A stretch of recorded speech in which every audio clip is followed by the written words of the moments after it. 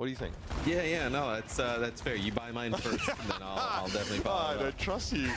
I don't trust you. All right, we got Orisa versus Orisa with the Pharah comp. I've seen a little bit of this where some teams like to play the Pharah, and some teams like to play the Genji. Obviously, ENCE doesn't really have a player they want to put on Pharah. Like, obviously, I'm sure Kevster can play Pharah just fine, just because he's good at, like, every hero. Good starting for PCK. Kellex falling first. But this map is actually pretty good for Pharah at the beginning, because you can spam the point in the backside. So, Juno meta already? Yes, Juno has been in the meta since Juno has been in the game now. Since they were allowed to play Juno. So for Ashe, it's a lot of setup time. And what Piece of Cake wants to do is they don't, with their comp, they want to spam, but they also want to make sure they take away that control. So you're going to start to watch them play aggressive here. They just don't want to sit there. They need to take away some of the map control. The Brig and the Cast are kind of out of position, but they got another kill again. So clearly, ENCE having some issues with this persistent poke damage that's being put down, and also with the whole getting out of spawn aspect of things. Not a great start here for arguably. I definitely do like the start that Piece of Cake has there, though. They can't. What I like though is when a team is not favored to be the winner. I love when they come out swinging right away, rather than kind of like realize they have the capability of winning, like later on, like going like, you know what, we're going in, we're gonna make plays. Pretty good to see. No protection for the Ashe. Pretty good to see. A little awkward for ENCE, a slow start in a game that they are heavily favored to win. Kylie's is able to force Naga just out of the open. There's a lot. I imagine Kevster's on point right now. I don't know who's taking the point, but Kevster has no HP. So you're going to see double Juno ults come out right now. Technically, Piece of Cake, if they want to, they can Brig, but they kind of really want to save that ultimate. So they're going to use their Juno ult. They can retake it in about 4 seconds. Here it is. Double Juno ultimate. They're going to try to save Brig ult, but if they feel like it's lost, they're going to use that ult. They need to save it for yeah, there it is. There's the Brig ult now. Good job by the Brig. Holy crap, and there you go. I mean, I'm going to be honest with you. That was a piece of cake for Piece of Cake. They straight up knew how to be able to deal with that. Because if they use the Brig out too early, that goes in favor of the Genji. Very well played. Very, very well played. Piece of Cake, he has the rally available when the blade comes up. ENCE does have a Brig ult advantage, so don't be surprised to see Piece of Cake try to play really aggro here to force the ultimate out rather than give them the opportunity. Although that's a great job by Kevster. Kevster's going to go to point, and they know it. They force out the ult, they actually kill Kevster. Unless they can touch, that's it. That might be the first kill. Wow! From Kellex. What a good start for Piece of Cake! Obviously, like, they got the surprise factor of what their strategy is going to be here too, but what a good start. What a very good start. That was unexpected, in my opinion. Holy crap. So it really just doesn't break in ENCE's favor at all. Very, very good play. Example of a round that snowballs out of your control. Very good play.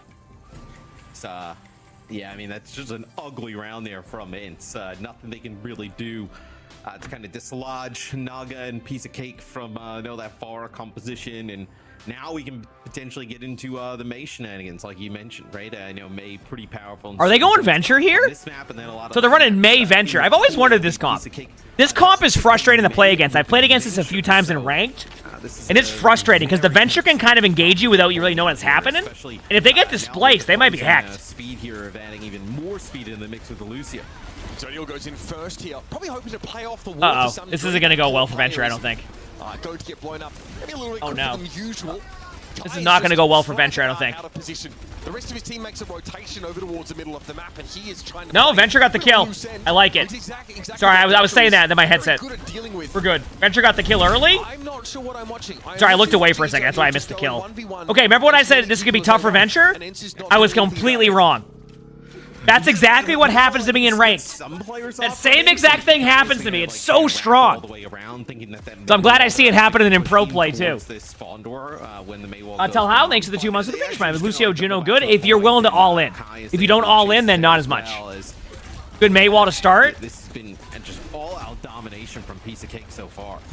Zodiel just pressures this choke now. Really annoying to try and push in. Past the Venture. Good job getting out of there.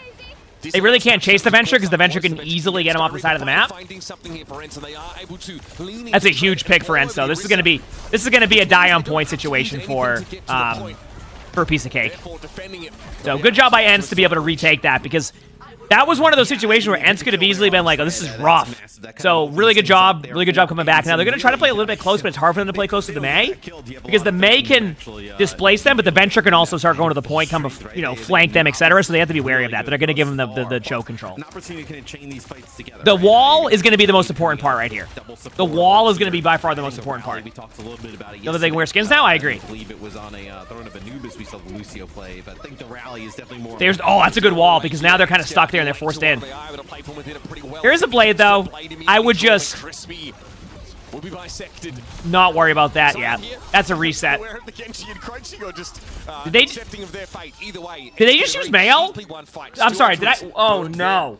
Did they use mail?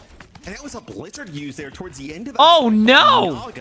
Unless there was like communication they wanted to switch off the comp. Yeah, I was gonna say that's got to be a switch coming on through. It might have been communicated like they wanted to swap, more aggression here, and that's why you saw Genji right away. Probably two best Genjis in That's probably what happened. Naga makes a switch over. Tectonic Shocks here to force Kai off the angle entirely. He's trying to reassume it here, but has to respect what the Venture can do. Cass might be dead. Very frustrating for the Cassidy now caught nice job. Terror Surge of Tread. I'll explain it in a second what I mean by that. But it's one of those situations where chat see me do that in ranked, right? Where I realize that, like, yes, I have an ultimate, and maybe this ultimate can win a team fight, but I don't think it will win the overall battle, right? So, you know, it could have went hand in hand where there was a bad Mael and then switched to Genji, or it could have been, hey, like, by the way, we should go Genji here. It's like, okay, I'm just going to use my Mael no matter what. We don't know what the comms were for that, but I wouldn't doubt it was that either. But Antonio continues to do this. You sit on these offlines. Okay. Good reaction by Chase that time. Chase knew that was happening that time. ENCE is going to high noon in about 3 seconds to clear. Oh, even quicker than I said. This is to create space. This is to create space. Then they're going to javelin spin back on the point. Might lose the point, actually. Really good job by ENCE to, like, at least pressure points so they can flip it right away. ENCE pops there. Juno ultimate. You know, this was kind of a good fight for Piece of Cake. Let me explain why. They got Juno ult out. They built their ultimates, and they're about. They can still have time to recontest. It's not a bad play by Piece of Cake. It really comes down to Kevster's Blade, and if Chase can build ult in time to make it a really good combo. There's an opportunity there for them to kind of use that ultimate, especially because it had already come out from They're going to Juno ult now. Get ready. A little bit of an advantage there. Great play. Such a smart play by ENCE. And, like, if you... Basically, what they did is they recognized the ultimates that were coming, so they put the Cassidy on the flank because the Cassidy becomes the easy kill in that situation. And you're like, what does that mean? If Cass is the easy kill while flank, because they're not going to be looking that way. And Piece of Cake, though, their reaction to that start, holy crap. What a reaction by Piece of Cake. Yo, there is no denying this. Piece of Cake came to play. Piece of Cake came to play. Blade, B, Arisa, they're all in this. Oh my. What a start. What a start. Who could have saw that coming? Like, Piece of Cake has a lot of good players, but you think ENCE is going to take that? I mean, I felt like they dominated that from a lot of the game. Just maybe not every time. Maybe that's my issue, but I can't believe we're talking about this. This is absurd. Let's talk about video games. Why, you don't want to talk about the half talk? It's a part of it. So maybe they want to lead themselves. Okay, here we go. So Piece of Cake runs the Ramatra. Pharah spam comp at the beginning. So I'm not surprised to see this as the opener. I don't know if this will be their comp the whole map, but I do like this start. I do like this start. Some nice damage at range as you see here, and then you see once these cooldowns are gone from Vistola, right? That's when you unspot that Nemesis for me potentially. Because the Arisa, like, right now, the beginner's going to go to Piece of Cake. Like, they're going to get the first point, but this is a part of the strategy. You see this quite frequently in pro play where one team takes this side, one team controls point, then now they can engage in. Some teams like starting from this side, the other team's like, I like starting from where Piece of Cake starts at, but ENCE is a great team, so it's all preference with the players. But Piece of Cake is here to basically span them out.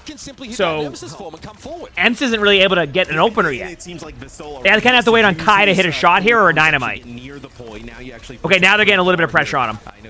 speed. But Farah's close to ult. They're going to lose. Oh, they're getting low now. And there it is. Kai gets the shot.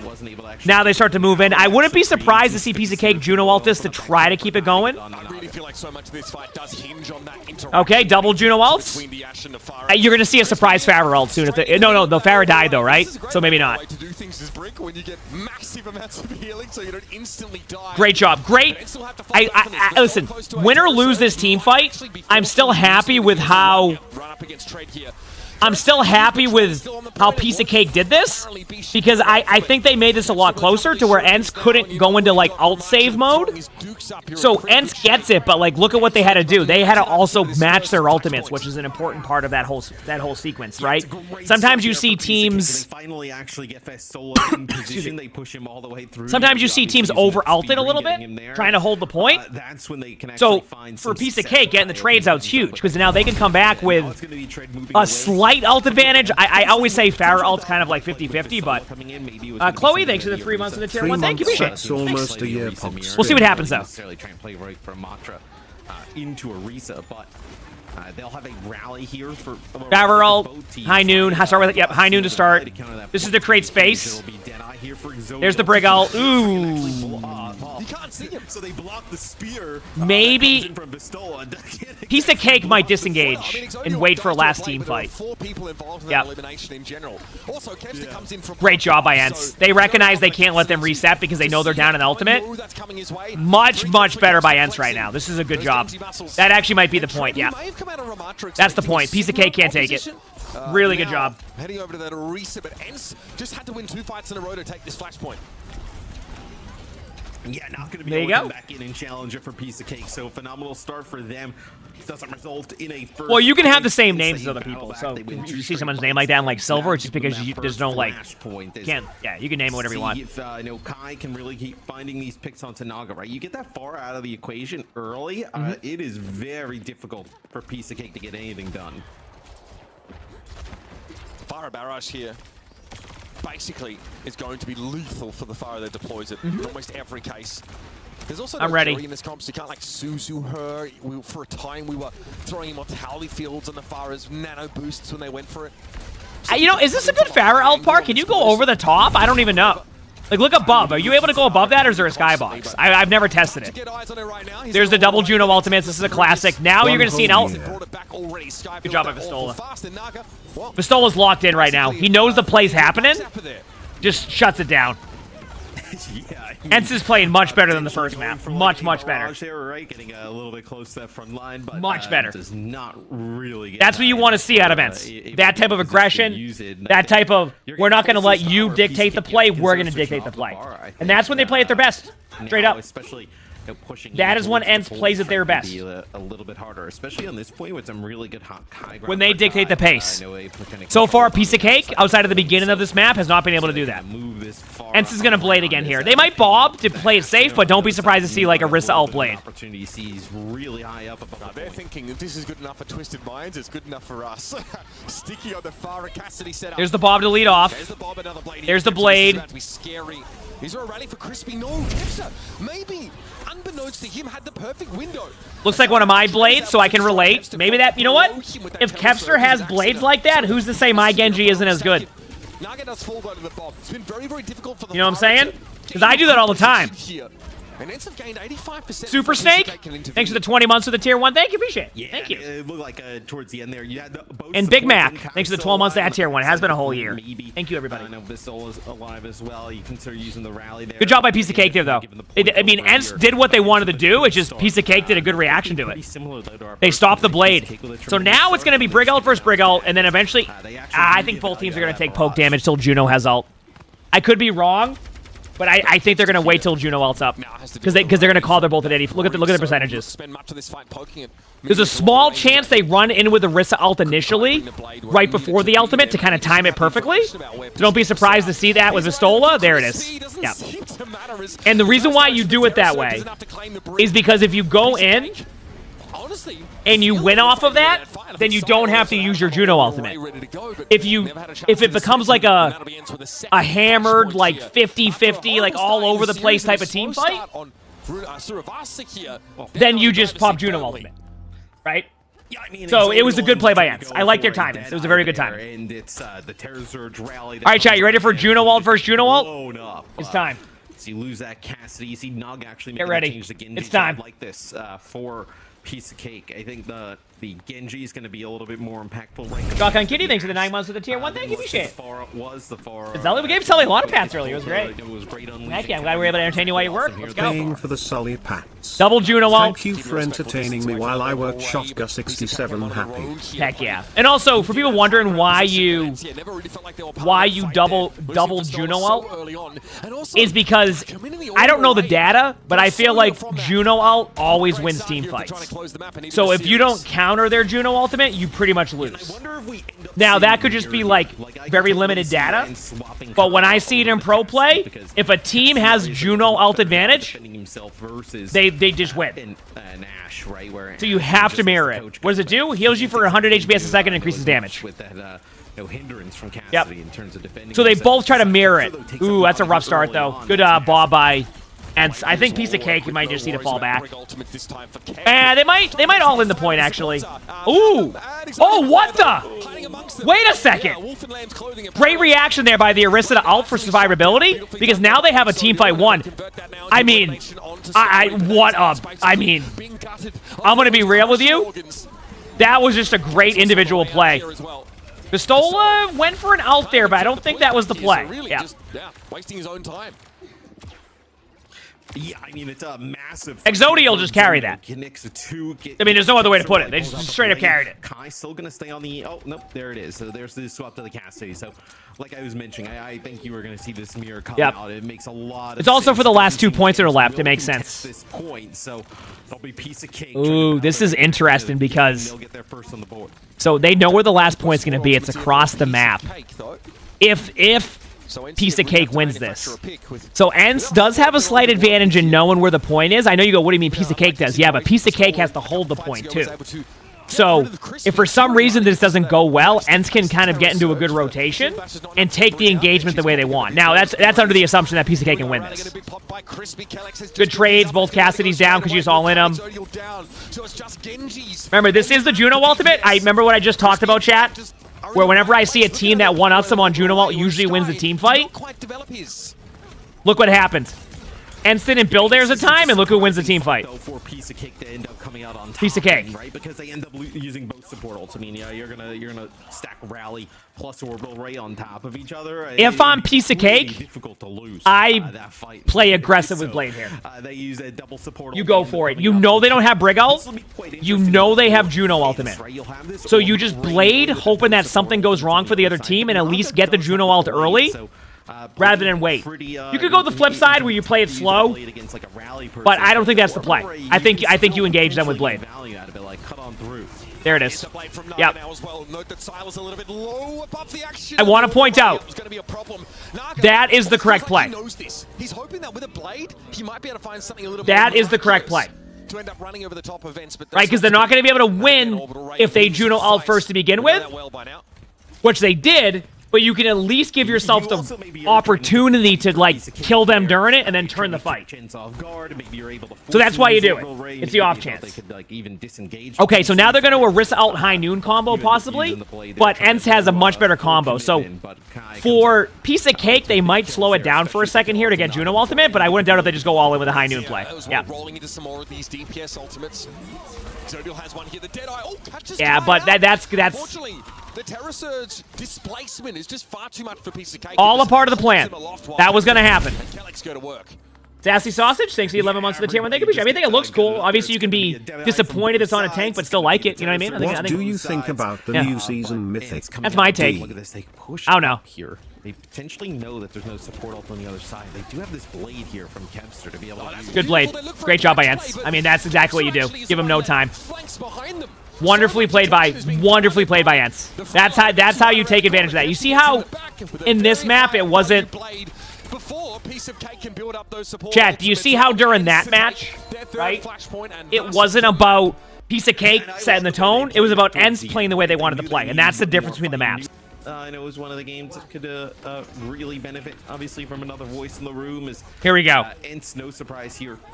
on defense in terms of what they go with. Orisa, Pharah, Hanzo. Okay. Definitely expected the Pharah. Didn't expect the Hanzo, but this is just to get some really long-range damage. This could also be that they know what ENCE is going to do. They, like, know ENCE's setup. So they want to go a hero that kind of... They want to get, like, a one-shot kill, is basically the idea behind that. It's like, they know the setup they're going to run. They're going to run, like, this, like, play around the edge of the map, which it's viable. It's a really good strategy, but they recognize that if they go these heroes that have the threat of just constantly one-shotting them or spamming them out, that it's not as easy. And that's why they're doing that. So I like the idea. I mean, look, they're at 85% on Hanzo wall. They can literally just cleanse... Yeah. Which is what Ashe is. Yeah, but that's not that. They're not worried about one shot in the Ashe necessarily. They're worrying about doing a ton of damage to the Pharah and clean up a kill, right? With the dragon is even just kind of pestering out Vistola. Oh, that's a good one. That's a good ult timing. That's a great ult timing. Even if they lose that ult force an ult out. Yep. Dude, I gotta say, where can you watch this? OWCS, but we're just gonna watch it on here too, so it's up to you. And ENCE will be able to clean up here. Lose Kellex in the process, though. You know what I gotta give credit to ENCE? I hate this strategy. Not because it's bad, because I suck at it. There's just something about giving them 2 ticks and playing like that that's like, it's so hard to do, but teams are so good at it. It's such a good strat. So me hating it, it's not because it's bad, it's because it's so damn good. And I hate that like teams play it so well. It's also really hard. You just dial it up. Landon was getting like a ton of flack, I think, in like stage 3 because like he died first a lot. And the guys that seems like kind of a bad Juno ult. Am I wrong? By hitting people. I don't get that because like it didn't seem like there was anybody there. It's not enough. It's tough. Well, this is quite huge though because that's going to be the orbital ray from Piece of Cake, and it's ENCE actually taking the fight. They just push straight on through. They know that all this Pharah damage that is really dangerous to them is directly. That's so confusing. And not able to kind of engage in the fight, so they get aggressive. They push on through. That's a okay. So what happened there with Piece of Cake is they tried to do too much. That's literally it. Piece of Cake tried to do too much. That's all that happened. Guy face tanks a full barrage there from Naga, able to get out with the javelin spin when it comes online. Because like it felt like that. All they needed to do was get a proper regroup, and then Juno ulted. They Juno ulted, got displaced, lost 2, and that was it. So it just felt like they over. I don't know if they overthought the play because we don't know what their comms are, but it felt like they tried to force the play when they didn't need to. Naga under some pressure though. Yep. That's what it felt like. It's like they try to make a play when they didn't need to. Now they're going the default way, where you take the high ground now, you do the same thing to them, and then try to win. But yeah. You get 2 ticks here for Piece of Cake. It's going to be the orbital array here for Sky. So here we go. A fight that should almost certainly go in ENCE's favor. But yeah, they use the rally. They want to end up fighting. Yeah, they're trying to keep they're rallying because they want to keep the map control. That's what they're doing. They're going, hey. We don't have time to go here and just try to take away the map control. We need to keep it. Very conservative location, but it's been enough to snipe out Crispy. They traded Briggs, but then their Pharah keeps dying to Juno. But then they traded out on Juno, and then the Vistola trades out on that Juno. And then now they might lose their Orisa, but their Orisa ults. So they get, dude, this is wild. Orisa kind of does it all right now, folks. Piece of Cake has one thing going for them. Insane. You ready? Right now, especially in combination. Juno ultimate. Juno the break. It'll be a fast push here for Piece of Cake trying to get onto the point. It'll be it's too late. Used here. Oh, that was a save. Yeah, I mean, he kept holds onto that blade for quite some time in the end. Naga's still going to be traded out. They win this. Getting pretty close to a Piece of Cake has too much now. Good defense by ENCE though. Kellex wasn't able to touch, and there was no backup available. Yo, nice shots. Get to play the game a little bit more. Nice shots right there. Holy crap. By Exodial at the end, and then the Bob over the point to just kind of put down that damage. But man, that his plays, I mean, it's good Overwatch. That's why I get interested, especially when there are the matches like this today. Yeah, that play. It's very interesting to watch this stuff, at least to me personally. I like it. I'm having fun. They go right back, so Naga goes right back to the far. Clearly, this is how they want to play. See if they can make it work here in the second part of the map. Well, it is really good here. Oh no, Rock. I don't want to know. I mean, Kai is not going to see Naga most of the time. You almost feel better playing Cassidy here. Probably not to play Rock to that question, though. That's too much of a proposition to turn down. He's already for Kellex. Vistola already pushed up here. Very good job. Yeah, very, very good job. Just all in. Hard to kill them, though. They keep doing this. Okay. The one thing that is making it harder for Piece of Cake is they're trying to win fights that are not won. Like, if ENCE is willing to go in and ult stack and use multiple ults, or use an ultimate to be aggressive. Don't try to win if you're down by 2. That's it. That's all they gotta fix, and they know that. Like, they're really good players. They're not sitting there going, "Oh, that was great." They know it. They'll adjust it. Good news is they have a rally advantage. They might rally right now, but then they're gonna get Juno ulted when they do it. Just kind of throw in the mix. Is Tread taking some big shots early. Whatever's happening on Vistola's going in and getting a lot of kills for free, so I don't know what's happening at the same time, but I feel like that shouldn't be happening. Vistola shouldn't be able to get a kill that easily in this spot. Yeah, Tread is also backed up at that point. Why are they forcing Pharah play, though? It's just a spam. Pharah's pretty good in this comp. It's not the bad, it's not the worst. Like, we've seen teams... We see different teams, different strategies. Like, for example, we saw Twisted Minds run the Pharah, too, right? It's one of those comps that it works if your team is good at it. Tread will actually come here from the other side. It'll actually be Kellex with a shield 3 ping. So what's I'm saying? Ents has an ult rotation now because Piece of Cake is trying so hard to win team fights that aren't winnable at that point, and they're just hecking up their ult economy. That's what's happening. Good play. Good play. What is it that's attracting his attention so much? Is it the choke? Is it something else? Well, the reason why that play works is because Vistola is in their backline, so everybody turns around and isn't looking. Yes, he comes from the high like, ground and, the #1 hero that can stop the Pharah ultimate is Orisa. So if Orisa goes in like that, that is a great reaction to go with Pharah ult and flank. It's a good play, right? The only other hero that could really heck with the Pharah there is basically the Genji initially, because the burst damage is so much, and obviously the Ashe can 2-shot, but that takes a little bit longer. Unfortunately not Pink. They don't give me access to the drops right now. Ooh, Vistola, the Juno ultimate was in a good spot. You know what that was? That was a great Juno ultimate.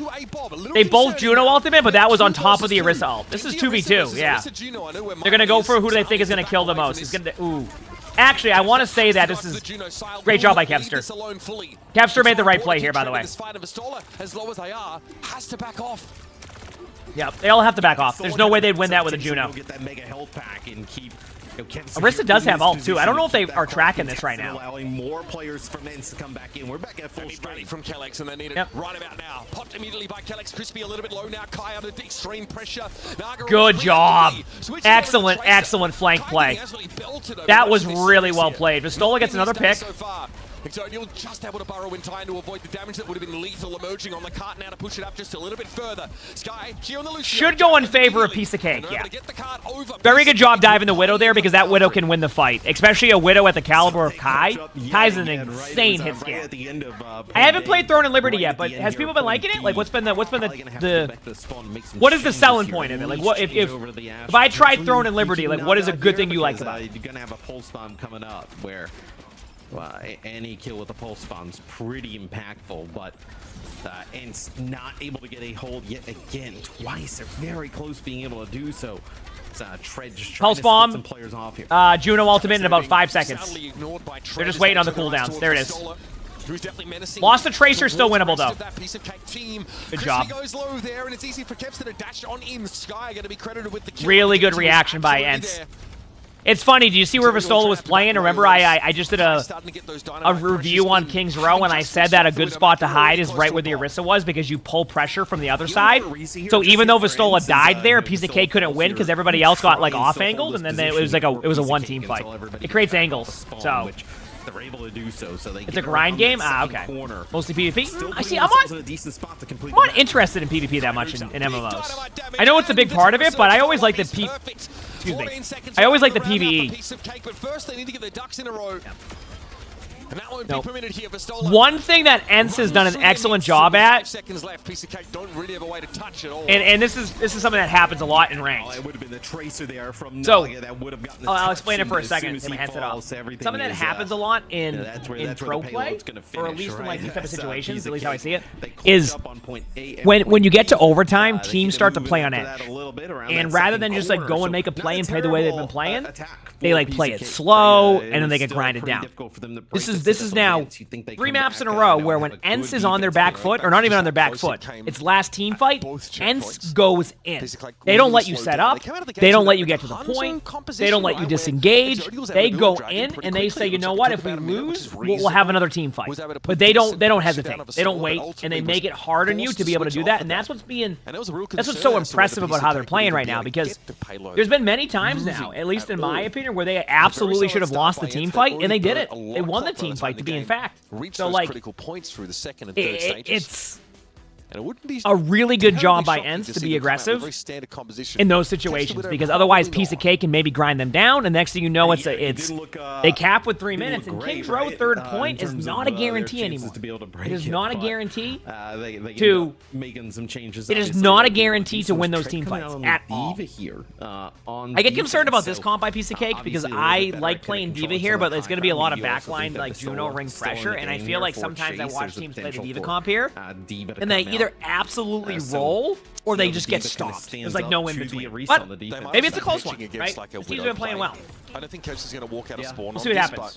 If you don't have a Tracer or a Genji, you can't do anything about a Widow unless you maybe have the D.Va be. That's fair. I've been enjoying War Within, so that's why I'm asking on that one. Like, I've been vibing. A DPS hero dedicated to that, but that won't be the case here. Ashkin's cool, I agree. Can allow it, Naga to swing a little wider sometimes on that Pharah with a defense matrix thrown up to protect her.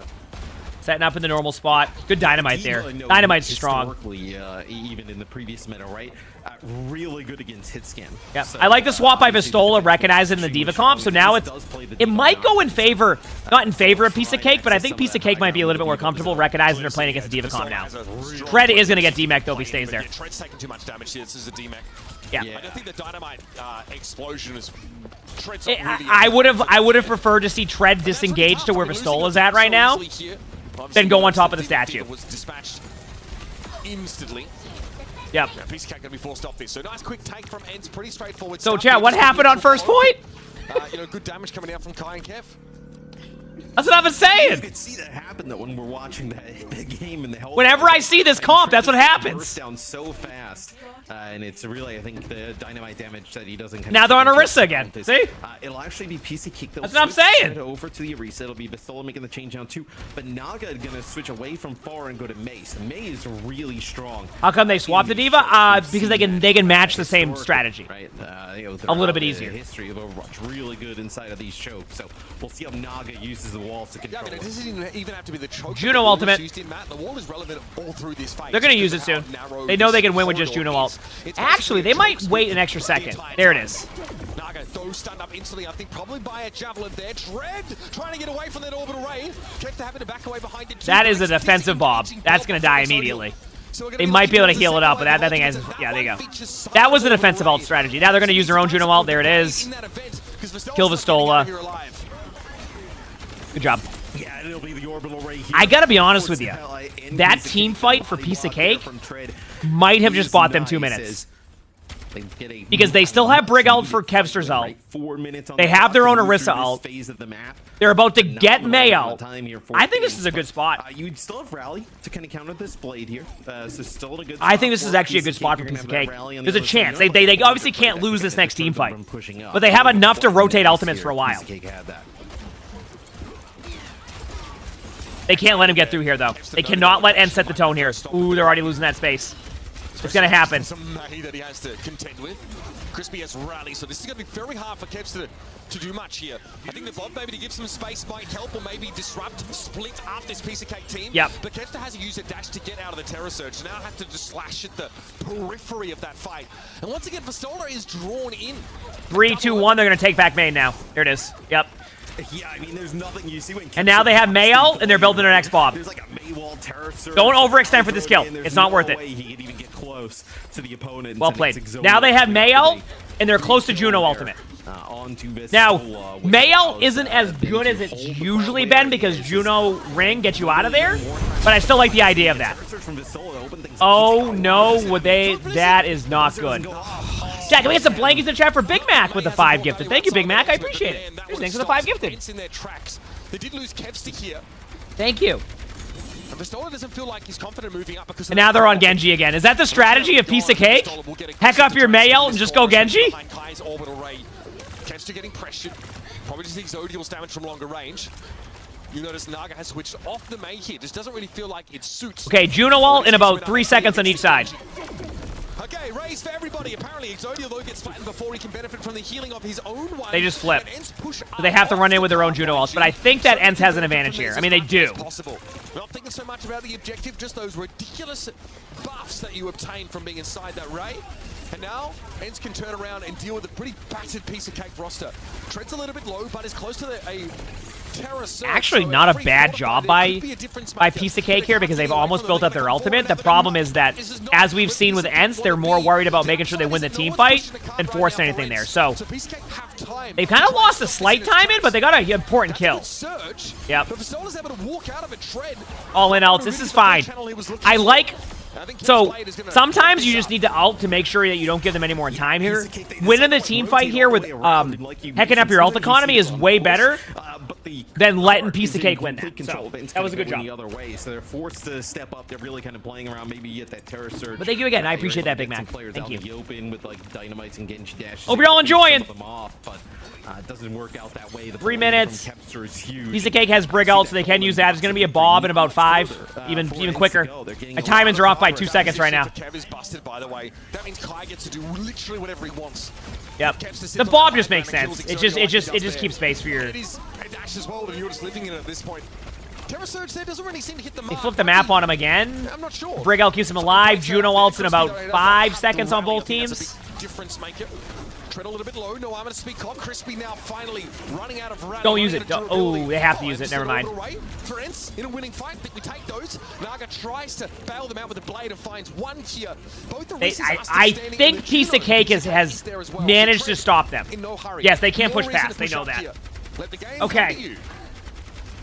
Yeah, the terror surge used there by Vistola. Here we go. Try and prevent Crispy and the rest of Piece of Cake from using that rally and kind of get into the back line, so they end up popping. Okay, Joe, let's go. I'm glad to hear that. Back into position is Penguin God, thanks for the gifted sub to Penguin. Look at that. Oh, yeah, the Penguins. That should be enough. Damn. Right there. I mean, you can't kill Kev's to Genji. He just goes after Exodial, which again gives Kai carte blanche here, virtually. There's just nothing else they can do. I mean, they're gonna risk all, but the risk is dead in like 2. Yeah. It's not nearly enough. Naga not able to you know, what I will say about this match, though, is I don't necessarily feel like it's a terrible match, right? So oppressive. From ENCE on defense, as Tread looks like potentially picking up the Diva here on offense. Yeah, so they went Chase for Winston. So that means that ENCE is just a bit more comfortable playing the Winston comp than the Diva comp on this map. Chase is a very good Winston player, also has the capability of playing Orisa, so they like the idea of the Orisa here, I mean of the Winston here, rather than the Diva. I think Piece of Cake are anticipating Widow, and because they don't want to mirror it, they know the Mei is great at blocking off a lot of those sight lines and actually getting them into position without, you know... I think they just like Mei in this map. I think I wouldn't doubt if they go Genji right away, so they don't waste time. But we'll see. Group up brawl with Cassidy Tracer I think because the Cass is still there, the Mei still makes sense. Because you have 2 heroes in that comp that are a little bit more immobile-based heroes. So it's not like it's an easy target. Like, Piece of Cake's easy target is the Ana or the Cassidy. Actually, it's not an easy target because they're running out of Brig Winston. So Cassidy's the easy target, and then on Piece of Cake, you try to force out Mei or get Juno. So it makes sense. I don't think they're going to mirror Winston. I don't think they want to. Easy dives whatsoever here. And look at where that boop top left could be so good. There it is. Wasn't born yesterday. Like he's not there it is. Bio, aggressively unless he knows that defense matrix good is boop. So just use it defensively. Make it really hard to kill Chase. By the way, it's already built Primal. Yep. This is well, yeah, it's really easy to build Primal in that situation. When it comes to that Winston ultimate, you're not getting out of here alive with any of your limbs. Rough start for Piece of Cake, but I wouldn't be discouraged by that. Actually, I'm looking at. Oh no! Oh, they got the rotation going.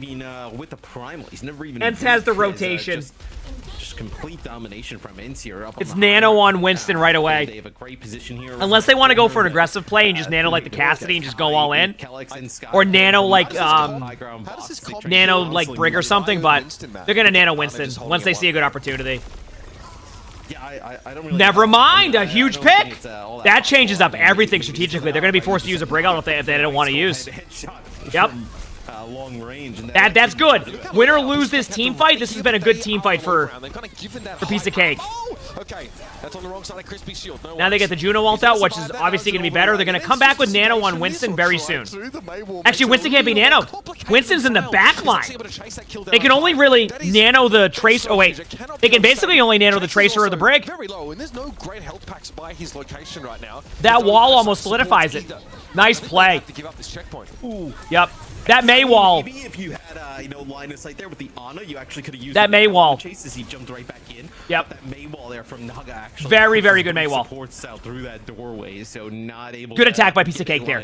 So basically, what was going to happen there is EMS was in a rotation where they're going to Nano Winston, and then basically what happens is Winston gets out really quickly. To give you an idea, Winston's at 73% right now. Without getting nanoed, so imagine what would have happened if there was a nano. That's why it was like, oh wow. So now they've been able to get map control. They brought some of this back. They're able to pressure them out. Like, this is good. That Brig should die. Nice shot. Will I be going to DreamHack this year to watch the finals, or will I do it online? So, let me see this team fight. This is kind of a rough Winston ult. I'll see how it goes, though. And Chase doesn't even have the health pool to deny that high ground from Piece of Cake right now. Yep. I was going to say, that was a bit ambitious. So it's a rally, not a rally. It's a nano. But will I be at DreamHack? Early on a Chase. I don't know, because like if I go to DreamHack, I want to be able to stream from there.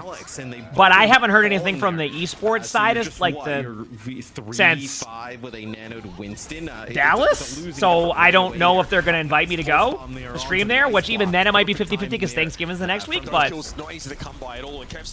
I don't know. I haven't heard anything from them in a while on that stuff. So sorry. Really, really powerful. Being able to turn off basically all I can't really commit to anything because I'm not. I haven't heard anything. Everywhere when you need to. Ooh, that stick is pretty good though, but I don't mind that stick. I feel like the off chance that like Kevster's cooldown wasn't up in time. Still getting some healing here from range. Is okay now. Kai finishes him off as that. Still won't stop me from co-streaming it. So that 1v1 Tracer to try and get a checkpoint. Sick. Yeah, Ints has to use just about everything here. Is, oh man, I mean, look at the collapse there from the Winston. Welcome to Compton, baby. Right on top. Okay, so yeah, I mean, Piece of Cake has Diva ult. I mean, Piece of Cake should win this. Wrong part of the Bay Area, you know what I'm saying? Absolutely rolled. Yeah. But again, I mean, Piece of Cake should win this. The link up between Kevster and Chase. Good wall. Walling off high ground.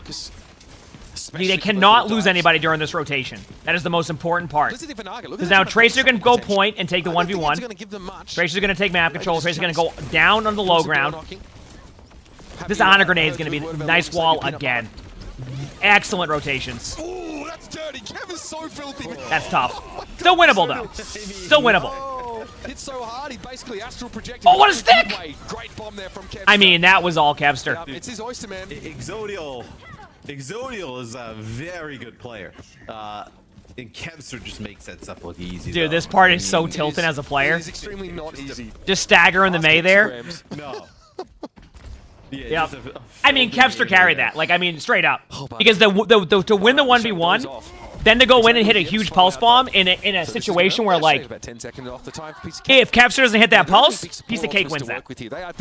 We're on Reaper now, okay. Sometimes when in doubt, you pray to the false gods and you pull out the Reaper guy.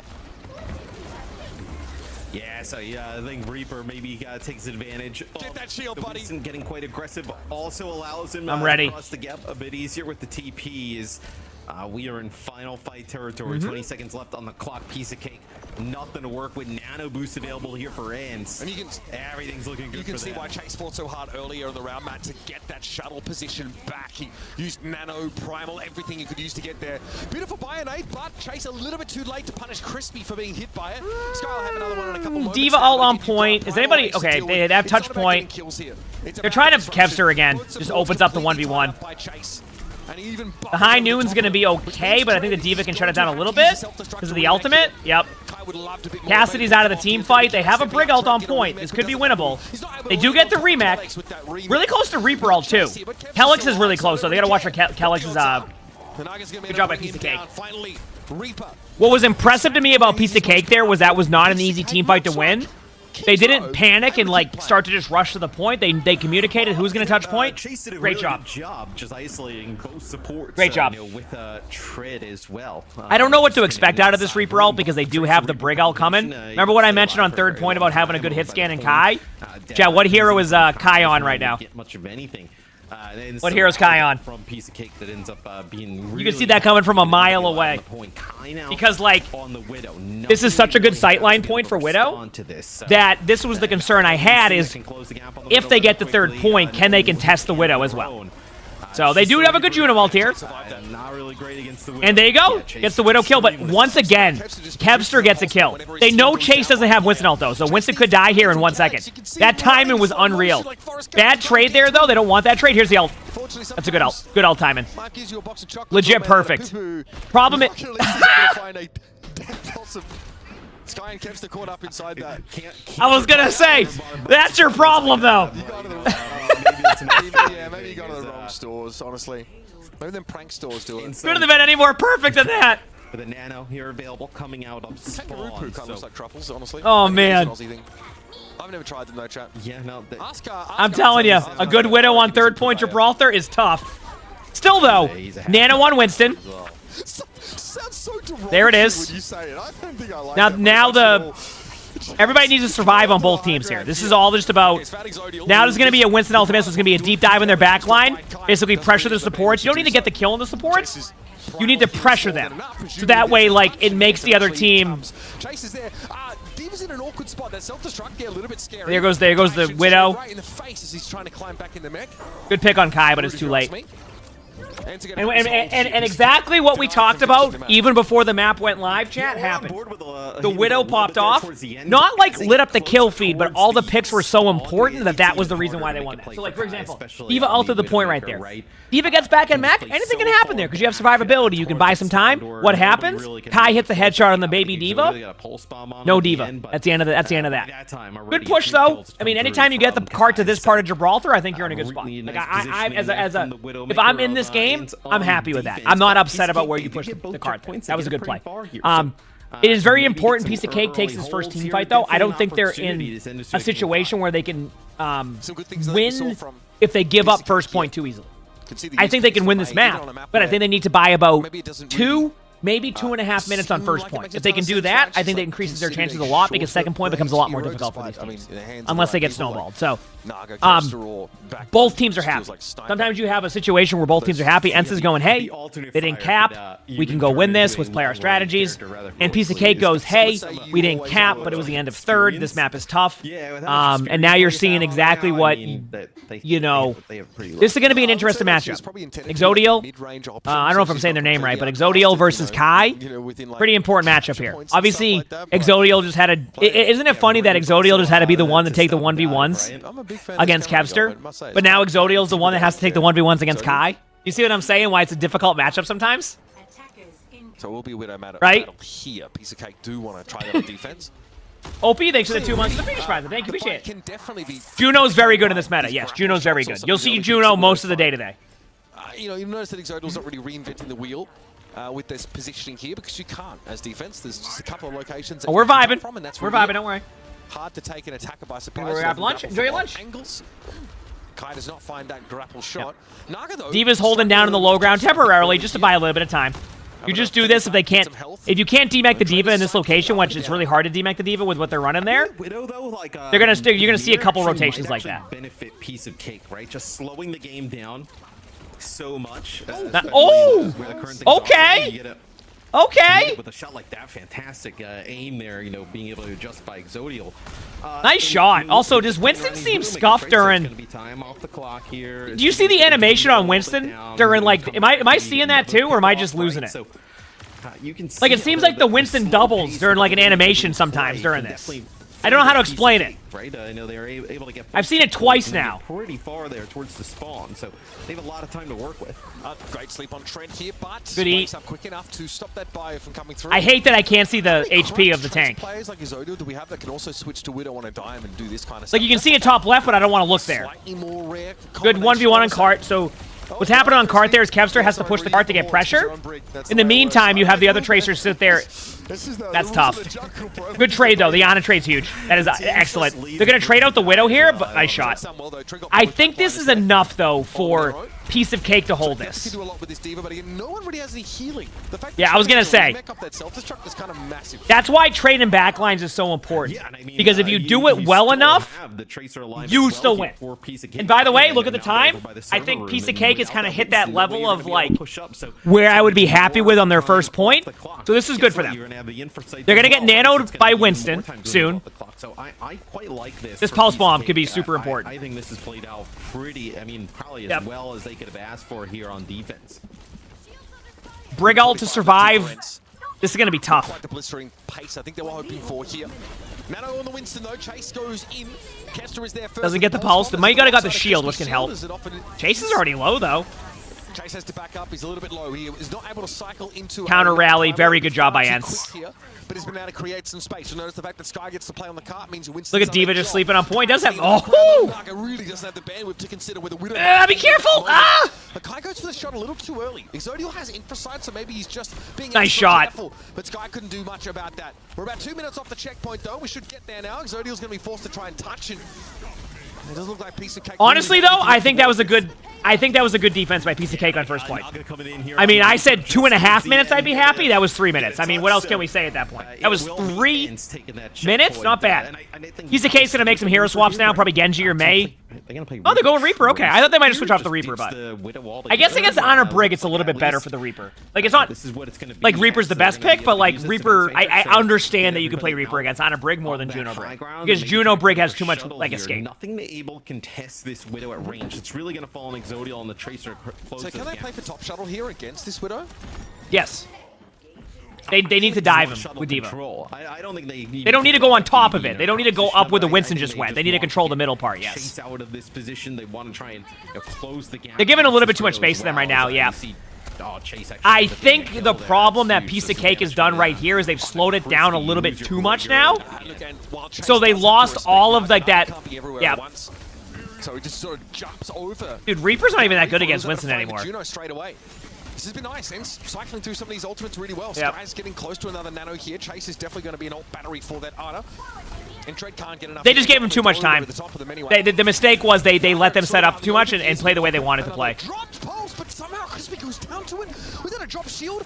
Unclear either way. It's a shield didn't drop. There's something that happens where if your shield doesn't fully touch the ground, it does damage underneath. I've seen it happen so much now. So I had to start playing Brig a lot in my flex queue, and whenever I know they have a pulse bomb in front of me or like a shatter's coming, I just stare into the floor with my shield. And it's the only way I can block it consistently. Yeah, I mean, Piece of Cake is like this close. That's a brutal one, right? Piece of Cake is like this close to being able to win against these really good teams. So it's a good sign for Piece of Cake. If I'm Piece of Cake, by the way, I am not sitting here, win or lose of this series and being disappointed. I'm going, holy crap, if we can just get our ult management down and clean up some of our play, worst possible time. Full opportunity to win these matches. Now it's the Widow duel. I talked about this. This is where it can be difficult. Oh, a bit concerned about the death possibly. That got interrupted anyway, so we're chilling. Canex, what a great that was tough to interrupt the Reaper. Dread here has got to feel like they're on an island, I have to say. They're going to look for a self-destruct here. That's a little bit out in the open. That makes it hard. There's the kill from Kai. Winston ult again here in the back line. This one, folks, the prognosis is grim for Piece of Cake now. We're just a couple they have time because they died on cart. Like, it was a good job dying on cart. But I just think there's too many ults on Ents' side to where, like, they're a Winston ult at their doorway away from just winning. Yeah. As Chase goes in with that primal. Winston's still very relevant, and no one better to put it on than Chase. This is Ents looking to try and close out the series now. Another beautiful pulse from Kevster. One of a multitude of them over the course of the series. But this map did the Reaper try to... Great showing from Ents and a good bounce back. Are you asking if the Reaper hero ulted? First map. No, I think it's one of those things where it's like, you can't wait forever for the Brig not to ult, so sometimes you need to be willing to trade an ultimate for an ultimate. So I think that what they wanted to do is they wanted to go for a surprise play. It really just came down to a quick reaction by the Brig into a mash. Like, they're not running Malga, right? Just very specific hero pools as support players. So there was like, you know, some decision making between like which one of them was playing Juno, like I mentioned earlier. This is what they Arissa. settled on. So Arissa versus Malga. Okay. On the Juno. Space Station's running the Sim comp. Virtus Pro's running the Pharah comp. I lean a little bit towards the Pharah comp here because you can spam. You're new to this. What does B1 and C1 mean? They're seeds. So VP was seed number 1 in Group B. Space Station was seed number 1 in Group C. I like the Pharah comp here by VP. This comp is really good, and especially against the Sim, is even better. Don't be surprised to see Hottie switch off the Malga right away. I could be wrong, but 70% of you voted. I don't know the strategy too well on this map, so okay. So they're gonna go left side here. They can't go bridge. There's too many things that can happen. Easily dynamited, booped off the map.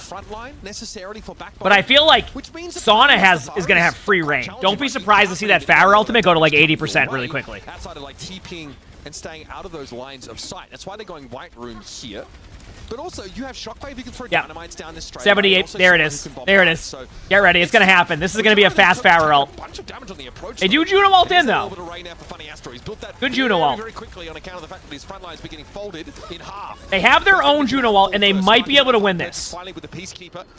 Like, it looks scuffed, but I think they can actually turn this. Because, like, they have enough on point. Sim's out of the fight until they use their TP. Malga can go back there because they can TP point. Which they actually stop the TP. Gonna have to Arissa if they want to survive that. Yep,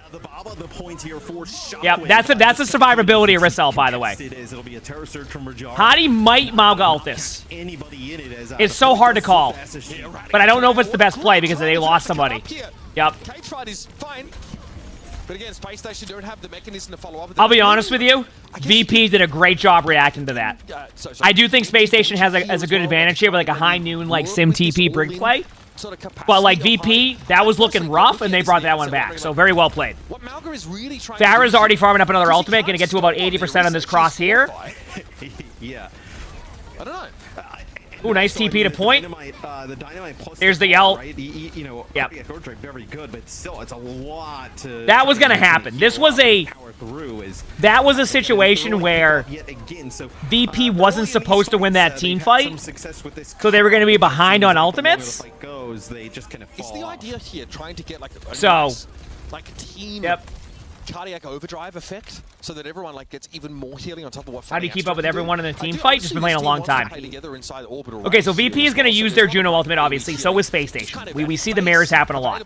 What they want to do is they want to make it so the Pharah can find the benefit of that ultimate at some point and just shred them.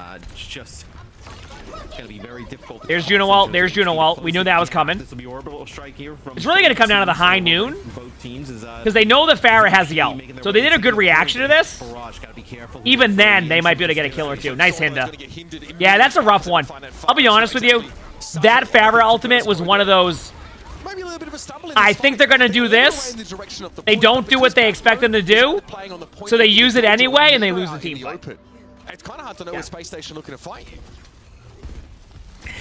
Yeah, no, I mean, we haven't seen this type of comp in a while. Space Station has opportunity to win this here. But hey, in my opinion, extremely strong, right? In terms of the we'll see support she can provide, and Malga. I mean, I feel like for most of the year has been meta with how things have gone, right? They try to adjust them over time. I mean, you also think like Rain Plus. I hope they don't do any like Malga buffs next patch because Arissa's better.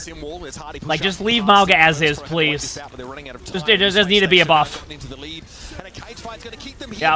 There's the Arissa ultimate. They have to bring out to keep him alive. The Arissa ult is okay, but not amazing. Not a bad Bob, though. This Bob, I don't know what the high noon's looking like because we don't have vision of it. But, yeah. I mean, a good flip, but... How much of this Malga comp they've seen, Matt? Because they seem a little unsure about how to play around it. What I will say, though, is good start by Space Station. Very good start. Here is Rajaro coming back off a spawn on the Doom, not able to make it through the window. So very good start by Space Station. Coming back in round number 1. We'll see how much longer they decide to run this as well. Yeah. And if this is just maybe it's a Lijiang Tower type of setup, and then they kind of move things around, or if it's something they want to run pretty consistent throughout the whole series. It's Check so my interesting. I phone mean, very it's not quickly. unlike Space Station to play sim comps, but Cool. Backbone had to play in such a different way as you normally would if you had like a Reinhardt or something like that. I dig it. It works for me, and it's not as if like the Malga was lacking mobility anyway. Like he can just dash and stomp in. But Good matches so far. Space Station are now going to switch back to something a little more standard. Well, is this? How much of the Backbone fire do you think we've seen? Yeah, not a lot. They're going to go Farah, I think. I don't think they're going to do... Are they doing the sim strat? Yeah, no, I was going to say. So they'll play May, so they're going to probably... They just go sim to TP out of spawn, chat. Also, a little bit of a tip, by the way, if you want to be able to help your teammates at the beginning of every round, if you're a DPS player, get in the habit of going sim to TP your teammates out. You'll be surprised at how often you can get an advantage on the other team doing that. So when you play Koth, especially Control, if you're a DPS player, go sim just to TP out. Let your teammates know you're TPing them. It's a good habit to get into as a DPS player. I haven't even started doing that yet. Good job by...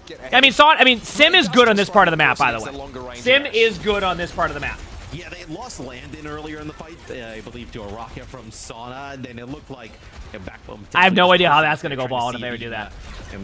No, don't TP them off a cliff. That's how you get banned. Another different TP means teleport, so Symmetra teleport. Shockwave is actually farming a very fast Bob. Look at that. Look how fast that Bob is. As I said that, Shockwave did 0 damage for like a minute. But still, it's the thought that counts, okay? There it is. Not a great matchup for the Venture out in the open. No. Oh man, this is live, yes. I don't know what's going on right now. This is just a team fight. They're all hitting buttons. Then looks to join the rest of their team. You can see him burrowing across the map now. Little Rek'Sai in Overwatch form, but lands and falls again. Sometimes it brings randomly going to die. That's dude, what in the... What am I watching? And who spears last who wins? I don't know. I think VP wins this? Yes. Which, by the way, in team fights like that... I'm going to assume correct. Move on like nothing happened. Yeah, no, it very well could be. Sauna's maybe intentional as well there. What happened to Sauna? I don't know about that one, Chief. I can accept it for the... Remember, chat, you know how I always say when I'm doing my spectatings that happens too? People be like, oh yeah, like, that doesn't happen in top 500 games. We're in a pro match and you see it happen, okay? It still happens. It just happens less. See ya, Shockwave. It happens, it just happens less. I mean, he coach gunned up, and then I think he actually probably could have made it back, but realized that this was a losing fight. So, all right, what do we have now? It's Space Station able to get aggressive. They go in, flip the point, and realize that far damage actually isn't there. Sauna now switches over to Genji here, so gonna ditch the far completely. You do have the Bob. That's the one thing that I thought maybe. Bob's pretty good here. I think VP recognizes they have a Juno all the time, and they should take advantage of this. They have like a 5-second window here before it becomes a lot worse. They have a 5-second window. I don't know if they've tracked this though. Doesn't really have a material impact on the way the game goes. Just interesting. Dash back to the point. So VP doesn't know. They don't know they have an advantage. Now, okay, there we go. Now it is. Maybe they wanted to survive Entral. This is their timing.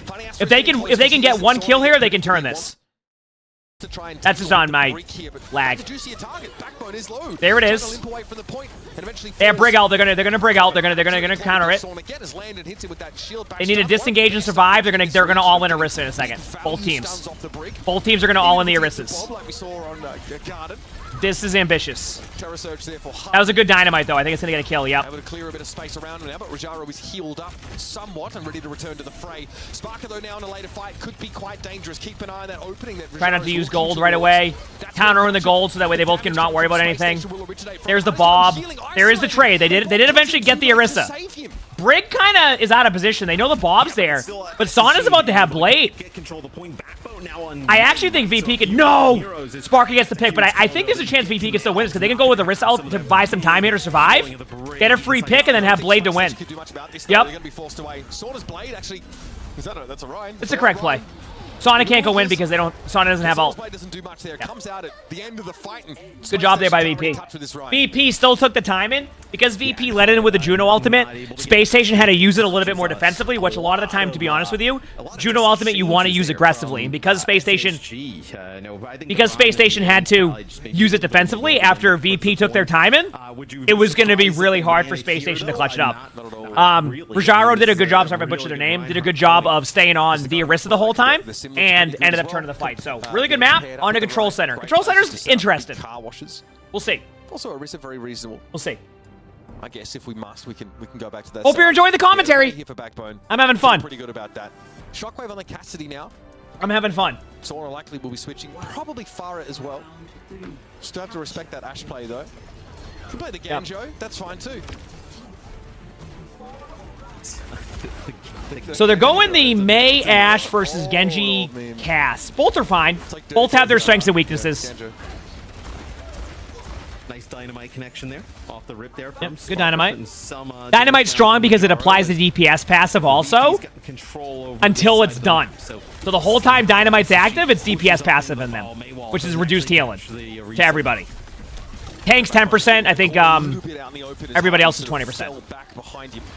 This is just a no one cares about the point right now. They're going to take it, but this is about just sustaining the team fight. Rajaro's going to fall. That wall's too good. Yeah.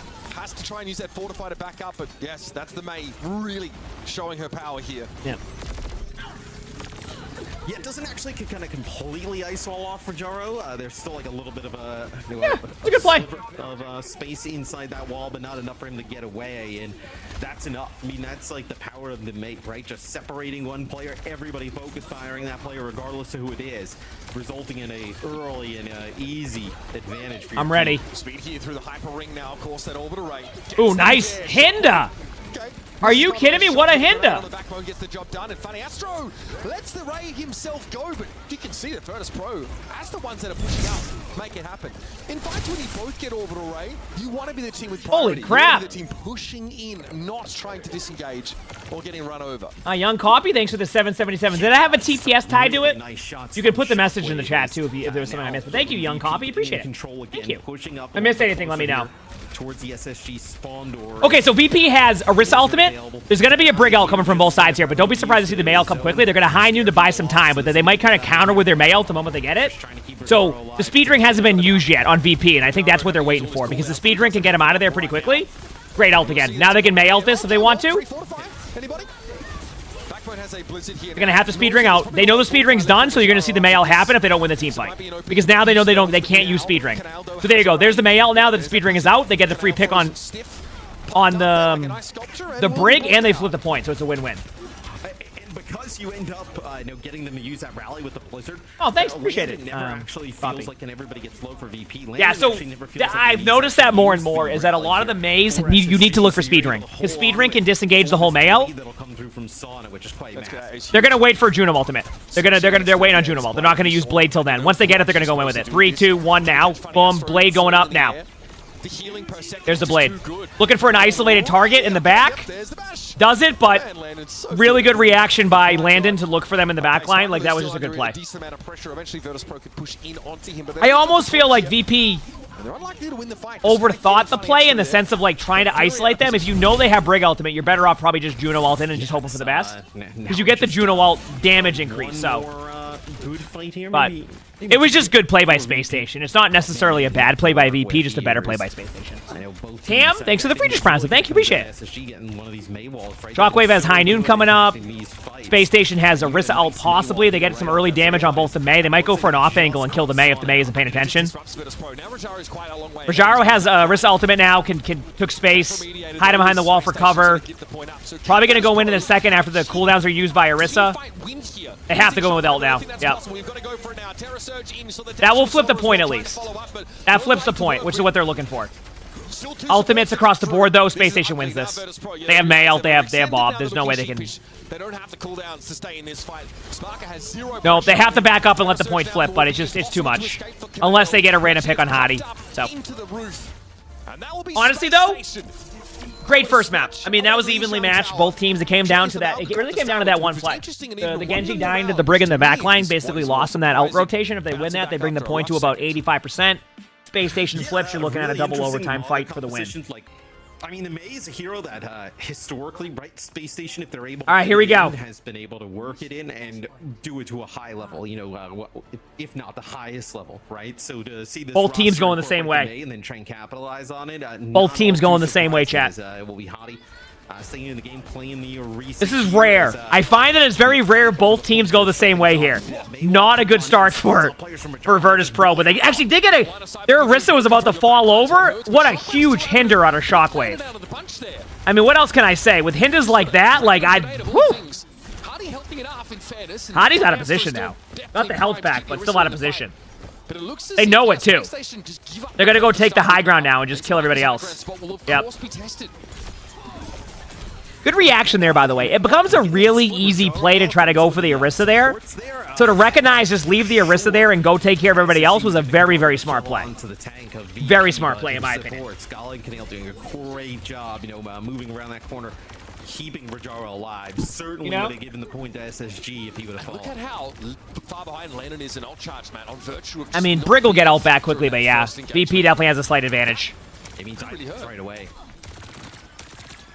All right, took a javelin to the knee, but still off to the races we go. I get it. That's a rough flip here, by the way, for VP. Okay, yeah, but they might trade out, yeah. Dude, they misplayed that. I wouldn't even ult this if I was VP. I would just let them use this. Yeah. Despite not having a rally to work with, there's kind of a world here where that kind of worked out in the favor of VP because even though they lost the point, they got Juno ultimate out. So, like, it's not too bad. That's why it was rough. They weren't prepared to retake that because that felt like it was preventable. It felt like they just weren't ready to do anything there. All right, Juno ultimate out of VP. They know they have the advantage. Space Station knows this, so they're going to try to buy a little bit of time. That May wall might be a little bit too early because now it's like a full disengage out. They got Javelin spit out too, so now they're going to be really aggro. They can Juno ult though. They can legit kill Bob in like 2 seconds. Huh? I'm not sure where he was. How did that get the Genji? What did I miss? That was a double support ultimate advantage coming into this fight for Virtus Pro, and they've let it slip. They've got to be kicking themselves losing this Flashpoint. Damn, that was rough. One of the rare times we How did that see that, right? I know the Orisa ult has a little bit of like a rise to it, but like I can't believe that got the Genji. I actually thought that Backbone kind of beeped it a little bit there because he actually uses a Maywall to try and lock Canale in, but it actually pushes Canale up out of the Terror Search. Yeah, I felt like VP had an advantage and they lost it. They have Blade now, so they can Blade in. The opposite side of the window, like, kind of just gets yoinked. Like they're gonna Blade in. So yeah, on the ledge. Like we know that's gonna happen.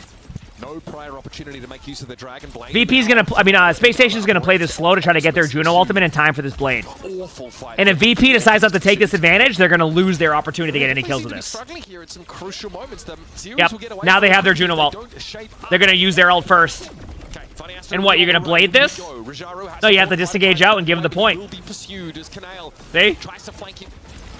Get out of there. Yeah, that's just... Once again, the wall shuts them down. I don't know. Like, it's hard to see May being even optional in some of these comps. The problem is that like VP has Blade, and they just didn't Blade because I think they lost track of where the Juno ultimate was at. But like it was obvious Space Station wasn't going to push in. They were building Juno ultimate, so then they just used Juno ultimate and push in.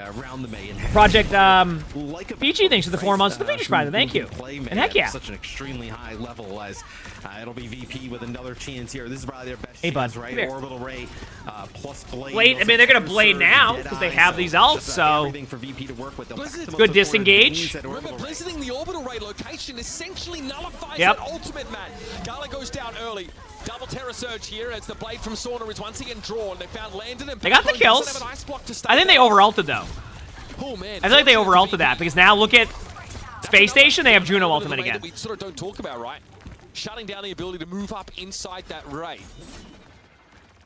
Yeah, it's very interesting. So I guess what if you're SSG, you look at it in EMEA. I don't think anybody wants to see it in a all right, here we go. Especially these teams that expect to be there, where they end up in the loser bracket and have to make a loser bracket run to be able to secure their spot. I mean, this is going to be tough. SSG at 63%. VP does have the point. They have, VP does have high noon, so they can high noon this, but like, I just don't think it's going to be good enough. I just don't think it's going to be good enough. Because, like, they have Juno ultimate. I like the idea, but look at that. I mean, the Brig Bash. And then now it's going to be Juno all. If they get all in this if they want to. Yeah, there it is. Why not all in that? I mean, I guess you could argue. It depends where they flip the point at here. Everybody on their team needs to fall over or get out now. Comes in from backbone, but it's also the remnants. It's like the last few moments. I don't think VP can retake this. They can't. I really don't think they can. Can do in that type of situation is stay alive. There might be a contest here in the late moments of this. Shockwave is still in spawn, so that's probably not great. Deciding whether to play Widowmaker or not. So Rajara steps up. There should be enough time for Shockwave to get. I mean, I guess they can, but like they just there's no. This is just it just feels like an alt charge speed to me. How much space he has. On the Genji. That's what it feels like. Just now got into the back line. Yeah. And they've got no supports left at all for Virtus Pro. And there's the gold. A 2-0 Flashpoint lead for SSG. Yeah. Felt like that one was a little bit too. I guess for them, like the only maybe they wanted to farm their ultimates because they felt like they were behind, but like there's the flip side of feed in Space Station ultimates, which they did. So that's right there. Directly. Oh, don't get me started, Misstaff. This one was so SSG winning that previous fight gonna get set up. Yeah, I agree with you, Cactus, but who knows? Who knows? You notice that SSG want to play off the point here and poke a little bit. They want to get Funny Astro farmed up. So then there won't even be a support all advantage for VP despite what we just saw from SSG. That is so devastating. They've got to go quick. That window's about to shut on them. I would say Juno ult now. They lost their timing. Now, with no May wall, this is your timing. They're going to counter. It's going to be double Juno ults. It's not even going to matter. It's double Juno ults. 75% of the way towards it's gonna. They're both trying to wait, but it's gonna happen. We know it's gonna happen. Like, there. Oh, there it is. Oh, look at that. They actually saved it. Interesting. Maybe because they lost the May right away. I guess that's what makes Space Station so good. Because sometimes you kind of fall into this rotation of like just doing what you're supposed to do in a team fight, rather than making the adjustment on the fly. And I feel like they did a good job there, because now they just come in with their own ultimate. I think VP is going to probably Orisa ult Blade, but I like the idea. Yeah. Preventing those players from pushing on in, so that's actually an aggressive play past the May. This is a lot of ults. Now it's Bob. So instead it's going to be Spark, and that is lost ultimately. Canal's rally though has now expired. I don't think they're going to Bob yet. No one's really paying the Genji any attention. Literally none. Can do whatever he wants. His teammates go to work. Pretty much everything happened the way that we thought it was going to happen there. I like the decision to get aggressive, go fast straight away. That's actually. I'll be honest with you. There is a chance that Space Station decides to not go for this. And they still lose Spark. Have anything here for this fight? I think you almost have to give it up. I just don't even think you're going to get back and get near a touch. It'll be Deadeye here. So yeah, finds land in this. Yeah, I mean they got the ults out, like they got a High Noon out, but I'll be honest with you, I don't think High Noon's like a. Think about the remaining points on the exact opposite side of the map. Like High Noon probably ain't that good there anyway, right? May wall to get the pick on Canal. There might be more where that came from. They need to reset or get out. Like there's no. That Dynamite could have been lethal to him. Away we go to the top of the map here. Looks like Shockwave will be there first. Shockwave needs to hide. I'm concerned that if Shockwave is hiding right there the whole time, speed boost coming off a spawn here in Flashpoint, and he'll get killed there. But it also, look at Shockwave in the minimap. Might be set up for a really good flank play here. If Shockwave can hide this and just not show that he's up there, uh-oh, that might be a little bit too late. Oh, there we go. Okay, it worked out. The Shockwave did get that pick. So it worked out. Very good job. From the orbital ray that comes on down. This is a very unique game right now because it doesn't happen too often, but usually what happens is you see the Juno ultimates at the same time, but they're off. Space Station has it now. They're going to come back with theirs. You definitely don't feel favored, especially because Backbone. This might be a dry fight for VP. To counter it. And also the window was very small in which Landon was eliminated. If they can build a Risal, they can Risal Blade. But they know Juno ult's coming. Space Station's going to wait an extra second to take some damage to get healed up. They're not going to go win yet. There's the heals. They have it now. Now they're going to May ult to get space or Bob the corner. So Backbone here can make it basically impossible to contest with a wall on one side and a blizzard also used after that. So VP go in, they dive deep, but it's going to be Sparky dealing with Sword. Yeah, you can't. They did the play we said, but now do you see why I said it probably could have been a dry fight? I guess the counter argument is that, like, if VP doesn't ult there, then they probably don't even use their ults. Right? Like, they just... So... But we could see that coming. That was going to happen. That was going to happen. As soon as you know? someone's like fully committed, like, and he's in, he's also committing to death, it feels like. Okay, VP has Brig ult, High Noon. Space Station has Mei ult, Orisa ult. Don't be surprised to see a Mei ult, Orisa ult combo. Use Wall a little bit earlier than I would expect it, but I think Shockwave might get flanked. He doesn't really feel comfortable doing, given Cassidy's sort of vulnerability when he's good play by Shockwave though. Putting pressure on that angle was really good. They're gonna go in now and try to make a play because they don't want to let that distraction last for too long. He's that Terror Surge now. Landon holds the rally. Double Brig ults. They know Brig's won, so they all in. The High Noon's a little bit late. This is last fight. VP hecked up. They have to just go win this now. Like, if they don't win this now, that's it. Oh! Decent timing on that. Nice shot. VP does take the team fight. Actually, I think VP wins this point.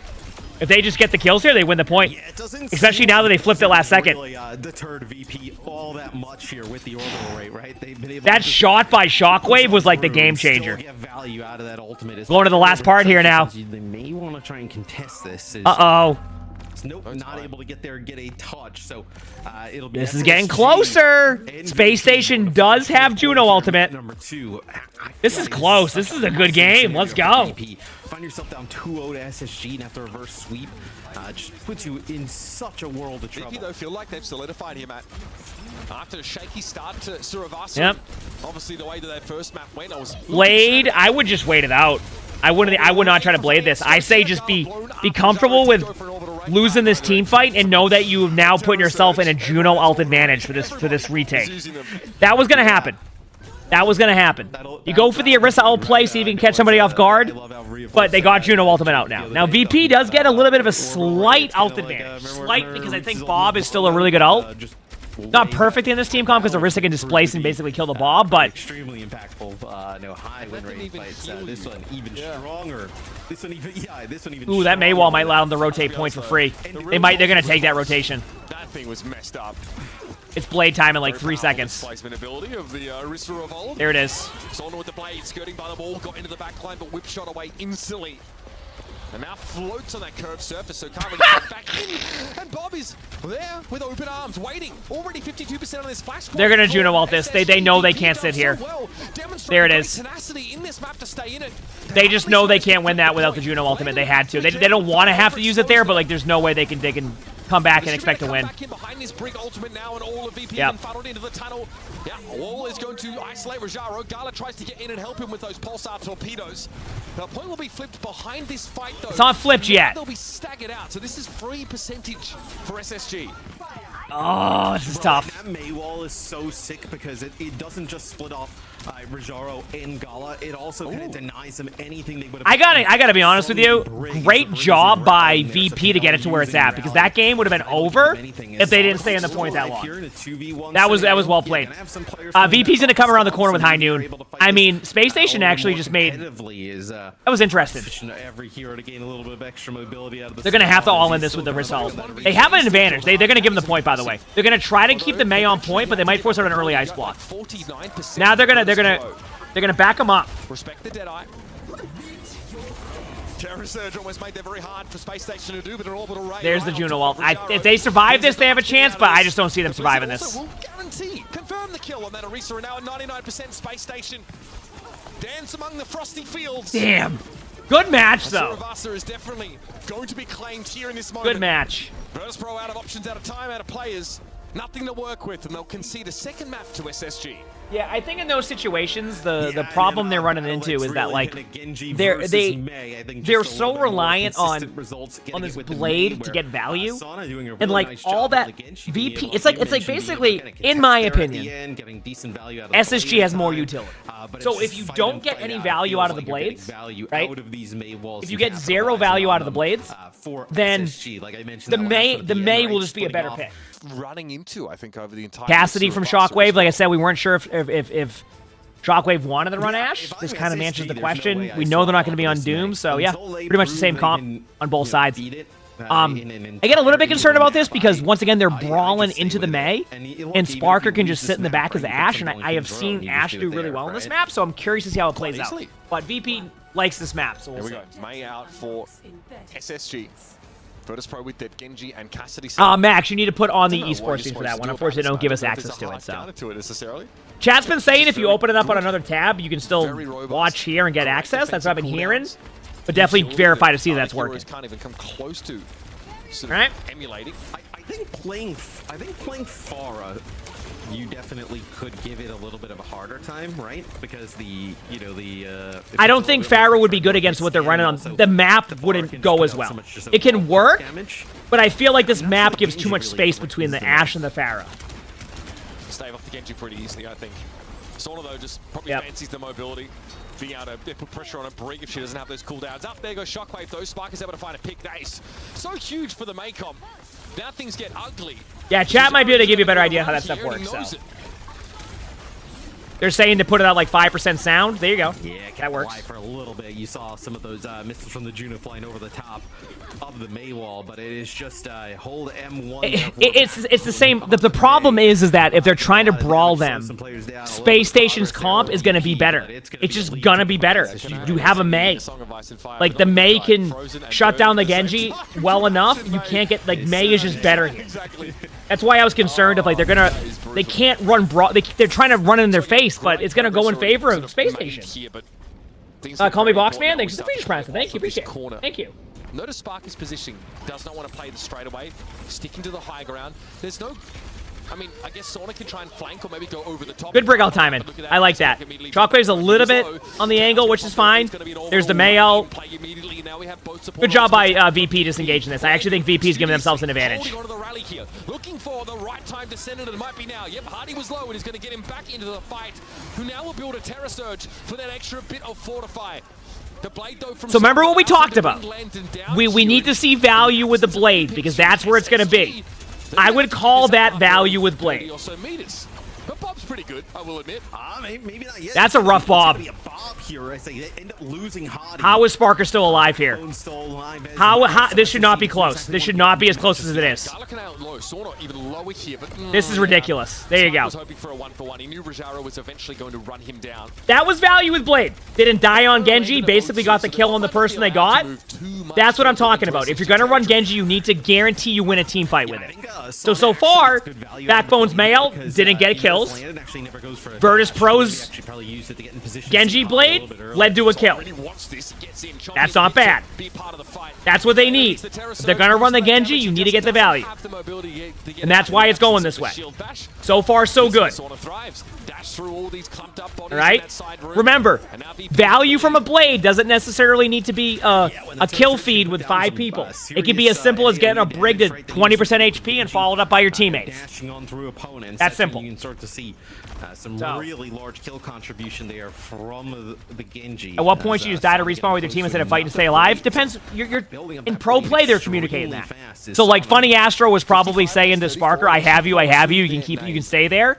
So, like, that's why that Sparker wasn't trying to die on point. Is because Funny Astro's saying, hey, I have you, let's get some of that Bob back after it was used. Sona might try to blade this right away. There is a Mei ult, so what's going to happen now is Virtus Pros push it 69 meters, which you could argue is really nice. And they're probably going to be aggressive after this Mei ult with Blade. Good Arista ultimate. No more else, just die on point. Is there a loser's bracket? Yes. Yeah, it was a nice spear as well, connecting. If I'm correct, the match after this is a loser brackets match between Piece of Cake and Twisted Minds. That's the last EMEA match. Now you can actually come back. This is a huge advantage for Space. I still do a good job there. Like I said, let's go back to Virtus Pro here now. Value with Blade is the important part to winning against Space Station's comp. Space Station has good ults, so what I think VP needs to do is be really aggressive with their Arista ultimate here to try and force out at least one of the support ultimates. So that way, if they can get maybe Brig ult out or like deal with Juno ultimate, there it is. There's the Blade. There's the Blade. Rajaro did fall. I don't know. This is like even. Backbone stunned up briefly there by Canale. He wants to come forward and he's forced the ice block out, but Shockwave is in Ooh, trouble. good save. That was a good save. They might be able to save. That sticky situation, but Hardy comes back for a second pass. So let's look back at this.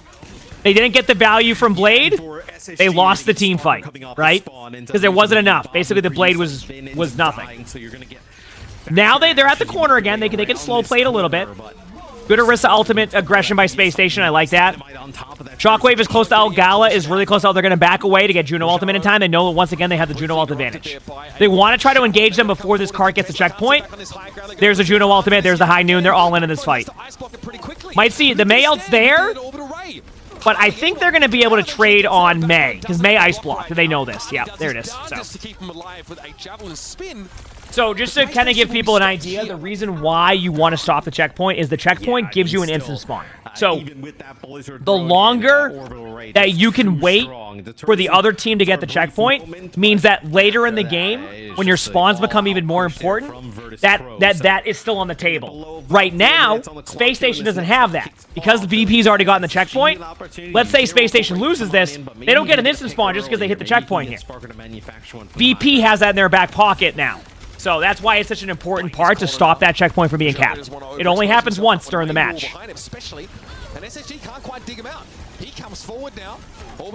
They can disengage us a little bit better than they normally would.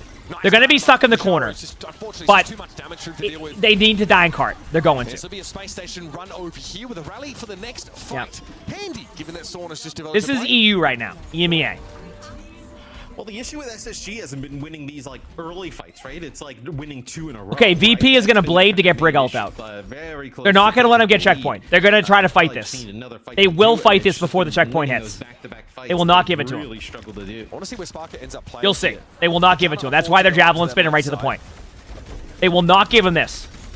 Bot now wants to get moving. Can see it. Sparker is going to respect this. Is there going to be a stun? No. Sort of knows there's a rally in place, so it just goes over the top of it instead. That's value. That's value. So far back. Yep, there it is. Yeah, around that, they're just able to coalesce. That's value. So that's two blades out of the 3 that have brought value. Good play. Yep. And once again, denied the checkpoint. And got ultimates out. That was an important fight for VP because they kind of got out a lot of their major ultimates. I know they have Mei ult and Orisa ultimate, don't get me wrong. But I think Juno ultimate and Brig ult are a little bit more important right now. I know that sounds weird, but like those ultimates are just a little bit more important. Cart's going to stop here. They're going to play right where the Orisa is. Because that is a safer spot. They have the lead. They don't need to force a play here. They don't want to play into the sight lines of Sparker. Right? Probably end up winning this one. Yeah. They can't really run Rajaro over this time. I like this. The Deadeye is going to dissuade them from coming forward at all, I'd say. It's a good Deadeye. It does what it's supposed to do. So it gets in the position now, lets them fan out. They can get to where Sparker was. Do you see what I'm talking about? That sight line? So while we're looking at that going, oh, what's that? That was a plan by VP. VP wanted to take away this side of the map where they're fighting right now because this is a bad angle. And look what happened. Space Station lost the angle. The map control was there with the high noon. They're getting to 100 meters now. You see that? That was a great play. That was all about map control. That wasn't about getting a kill with high noon. That was about taking away Sparker's angle. And they did that. And now look what they have. Now, VP can play safer if they want to. Space Station have not been able to win more than one. They're going to back up. They got the cart as far as they could. They're going to play that same corner. That's where this lead has come from. They might try to Brig out this, but I think they're going to save. Try and take a win. Oh, nice shot from Sparker. Oh, no. Ghana had already dispensed with that orbital ray, but it doesn't look like that's made much of a difference. Maybe the Blizzard again being a good captain. Hey, hey, you know what? In the first map and a half, they're back to even Juno ultimates. Well, Astro having to use his orbital ray as well, right? So you know, it's not exactly like Space Station gives himself an advantage here, down 40+ meters. Especially Sauna will kind of getting this Blade here. You see you have Terror Surge plus Blade in Rally. Fantastic combination for VP. Ideally, they want to fight right there at that choke. See what that sign is? They want to engage them a little bit closer, but they might want to keep checkpoint too. So I don't know what they want to do yet. Yeah, they did. They took the engagement there. See where they're engaging at? This is because they can now control the part of the map. Remember, VP, if they get wiped here, have an instant spawn. I want to point that out, so don't be surprised to see them play it a little bit safe. I like the idea of playing for the win, but they can get away with playing safe here if they want to, too. They're going to kill Bob. They're fine with that. Now they're all in it. I love this by them. I love this. I love this. That's fine. That's value. I love. Great job by VP. Playing for the win there. Playing for the win. Bunny Astro is close to ultimate right now, so that is a concern, but they know that. That's why they're all in the Juno. Great play. That's why Rudisapi ends up getting taken away from them. Excellent. And by the way, chat, just to kind of show you something there, do you notice the difference in when you get value with Blade? That's why I mentioned on Flashpoint where the value on Blade wasn't there, and they lost the map in a close battle. So now that they got value out of Blades, 3 out of 4 Blades, they win the fight, and they win it pretty easily. That 98 to 55 meters on a full 10-minute map that goes into overtime, that was a great job right there by VP. But now, unfortunately for VP, the ball's in SSG's court now because they get to pick the map. So what VP needs to recognize is that if they can find value in Blade, they will win. If they can't, then the May will do well. So, we're back. I was just talking to Lonnie and talking to the cats. Gibraltar. So, Gibraltar's going to bring KSA in, which we're seeing. Thank you for being patient there, chat. VP is going to run the similar comp. A little bit about it even before break, right? They do play them. Oh, chat, look at VP. They're playing Spawn. I kind of like this. Captain Chaos, thanks for the 19 months to the tier 1. Thank you, appreciate it. I kind of like this. Wait a second. On defense, they'll actually take a really close setup. So this is something. What do the cats say? They were all just laying down in the sun. All 3 of them. First time guest by team. Welcome. We're just watching some esports matches, commentating on them, having a good time. It's live right now. I like this. I mean, listen, they're going to get rolled eventually. It's going to happen. By the way, this is not designed to win for like 4 minutes. This is designed to buy time on the cart because they don't think that their comp is going to do well against what Space Station's running. So they want to just like kind of change a pace strategy-wise. It's not like my favorite, but I know why. I know why. I would have liked to see an extra about 30 seconds out of VP there, though. If I'm going to be, I'll be honest with you, I would like to see an extra 30 seconds out of him there. I think they spent a little bit too much time away from everybody. You know what I mean?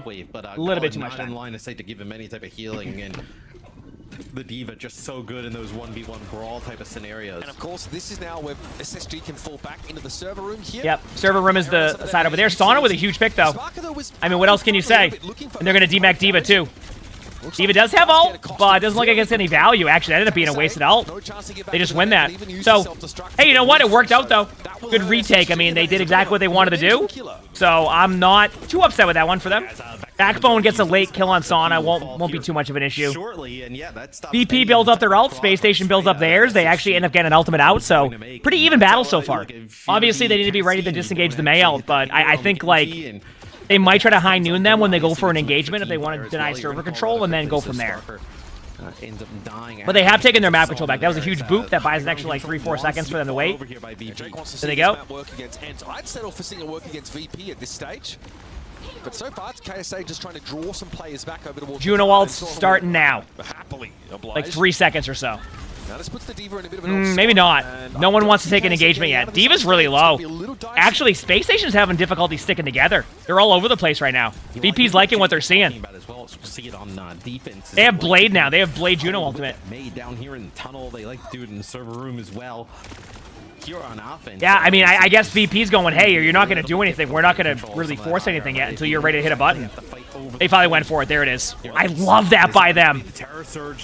Dude, chat, I don't think you understand how good this is. Because look at VP. No. Oh, no. That's best case scenario. Because look at VP, even though they over-ulted, they still have their Juno ultimate. So unless this high noon finds value, like VP's in a good spot. Mauga TP strat. So what happened was that after the May ult, they decided why not do it. So they're going to TP into him. And if I'm correct, KSA is used to this comp also from... Because I think on Twisted Minds, this is a strat that was ran a lot, right?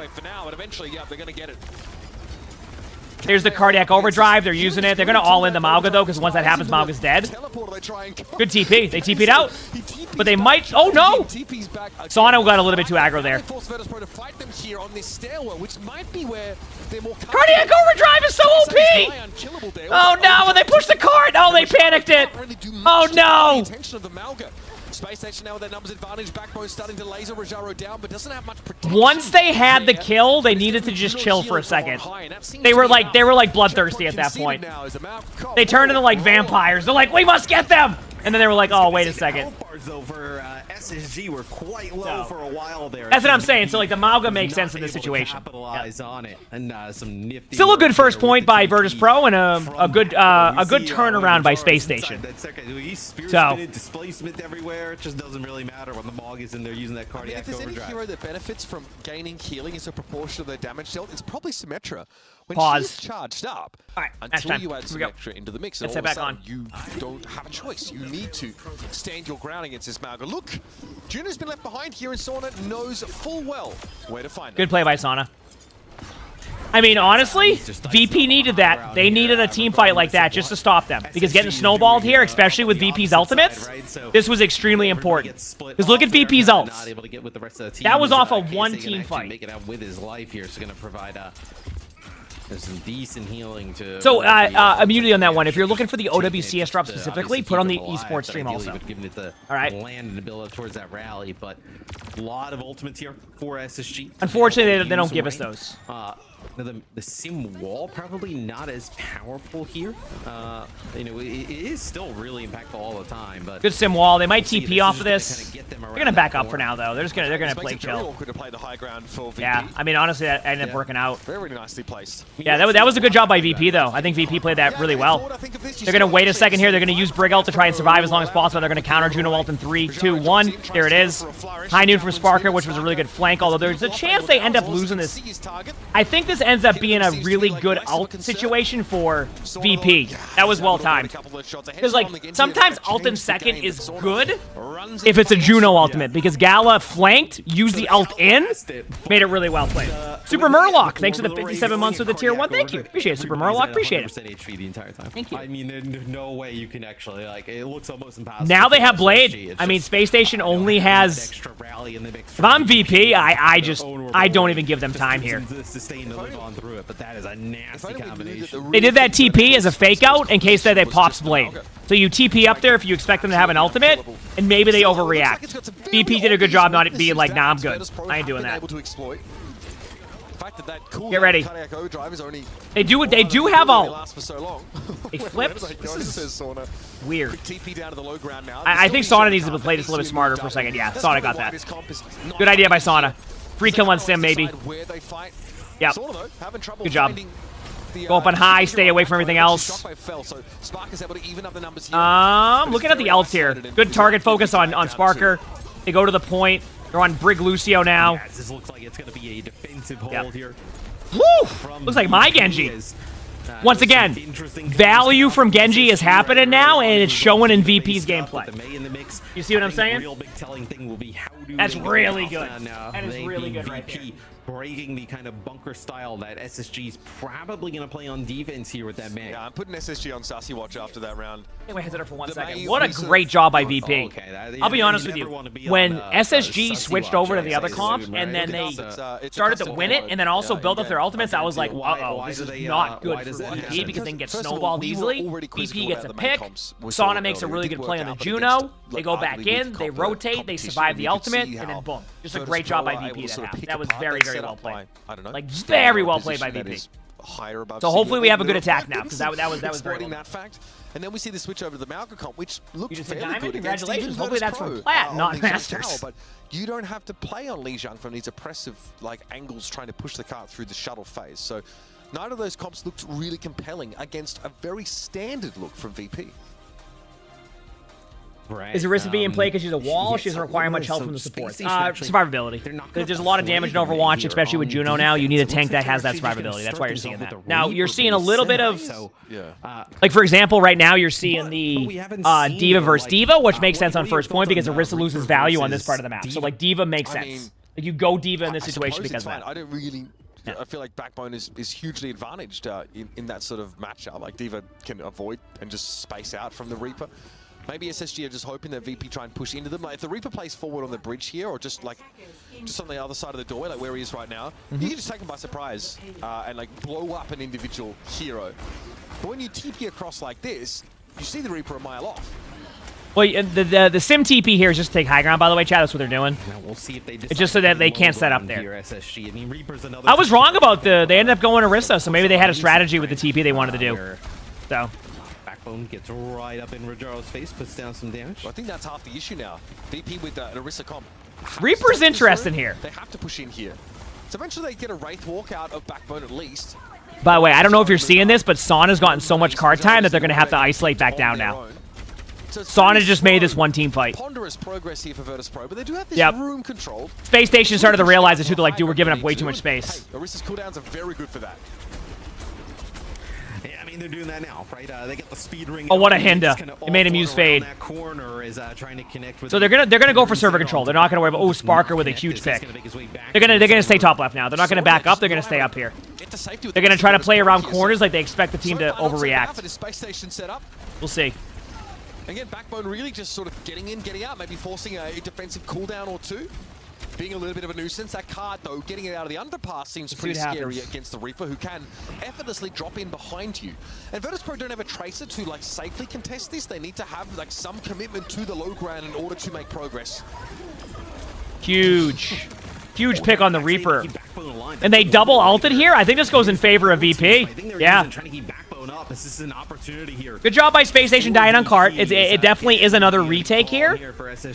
Although I don't. VP game in the upper bracket if it didn't go to a decided map, so I'm here for that. I feel like Shockwave's gonna end up going server. Server's the little ramp behind him. So you go this to be able to get a high noon playoff. But I like the denial of space here.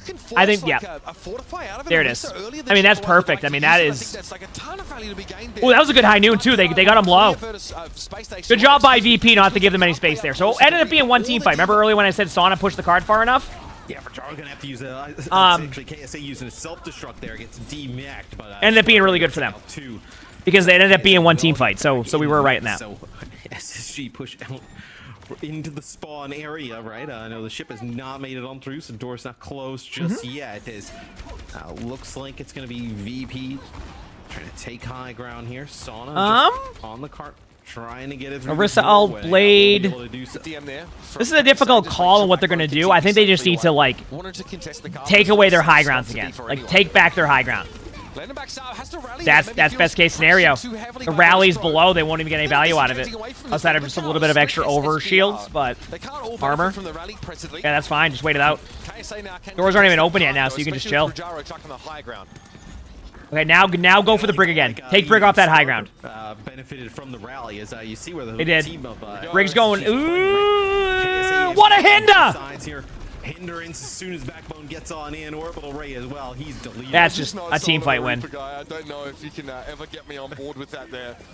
Well, so we saw Reaper earlier. Well, the thing is, Reaper's like Reaper. You come in from the side, 3 to 4 shots. That didn't feel like it was from the side, right? Not exactly sold on it here. They know Reaper ult's here, but they do have Brig ult to stop it. They have Blade. They have High Noon. If I'm them, I just disengage the Juno ultimate or High Noon. That works too. Sets up a defensive zone here. Disengage. Wants to push up now. Good damage. Disengage. Can drop in from here. That's not the issue. Coming in from the top. Keep disengaging. Definitely always Reaper's forte. Watch out for the ult. Awesome. It's about time for that Blade as well for Sauna coming on in. Maybe he can shut this down. Get a couple deflects there. Mitigate some of that damage. But yeah, the DM crucial. And Sauna picked up. See, that's a situation where I feel like VP was getting bloodthirsty again there, where Space Station got so much map control from all their ultimates that it's like, it's okay just to be like, we're not going to win this. But I get it, because I would probably do the same thing. I would blade that, because it's all hindsight, because if they blade that and get 3, you're like, okay, you know what I mean? But they're going to be pretty quick here. They don't want to give too much time. They don't want to give, they know they have the ability, that's a kill on D.Va, no matter what. Actually not bad. Oh, you get Shockwave. They got someone? Now 2 minutes left in the round. Space Station fold back to the shuttle and keep inserting Backbone here from the side. This could be a mistake if Space Station pushes in here, though, by the way. This is And I don't think they will. There's no reason to. Absolutely on the table for SSG. And even more importantly, they Take a little bit of damage, Orisa. They know it too. They're telling Orisa to take some damage. That's why Orisa's doing that. Take away space, get some ult charge. Sparker has high noon. Ooh, that might be a free kill. Nope. They're gonna Juno ult in about 5 seconds. They have Orisa ult now too. They're gonna all in. This is their all in play. This is it. Yep, there it is. They're gonna ult now with Orisa to clear off the cart too. They're going to dance amongst the Terror Surge. Brujara's going to be forced back here. Virtus still want to come forward now with the orbital ray in play for Funny Astro. Gallus has good job. I mean, looks like Virtus are running out of legs. They're trying to disengage quickly, but they won't be allowed to. Fortify already used for Rujaro. Yeah, good job by SSG. To a degree, but good discipline. SSG. Here's the advantage the VP has, though. They do have a Brig ult, and they do have a Blade coming up. So in theory, as long as they can shut down the Reaper ultimate, they should be okay. They should be okay. To keep them safe, they end up popping the rally there and then following up with their orbital ray to win that fight. But I just don't. They give themselves a chance. They're going low ground to force the play. The problem is they're giving too much value to the Reaper to be able to do whatever he wants. So yeah, that's why the Brig is staying back to watch this. The Brig wants the vision. That's why the Brig is staying here. The Brig wants the vision. Now they're going to take the high ground. Ooh. They're all in. Good disengage. They knew what was coming. There it is. Uh-huh. It's on the Blade now. If the Blade gets the kills, they win it.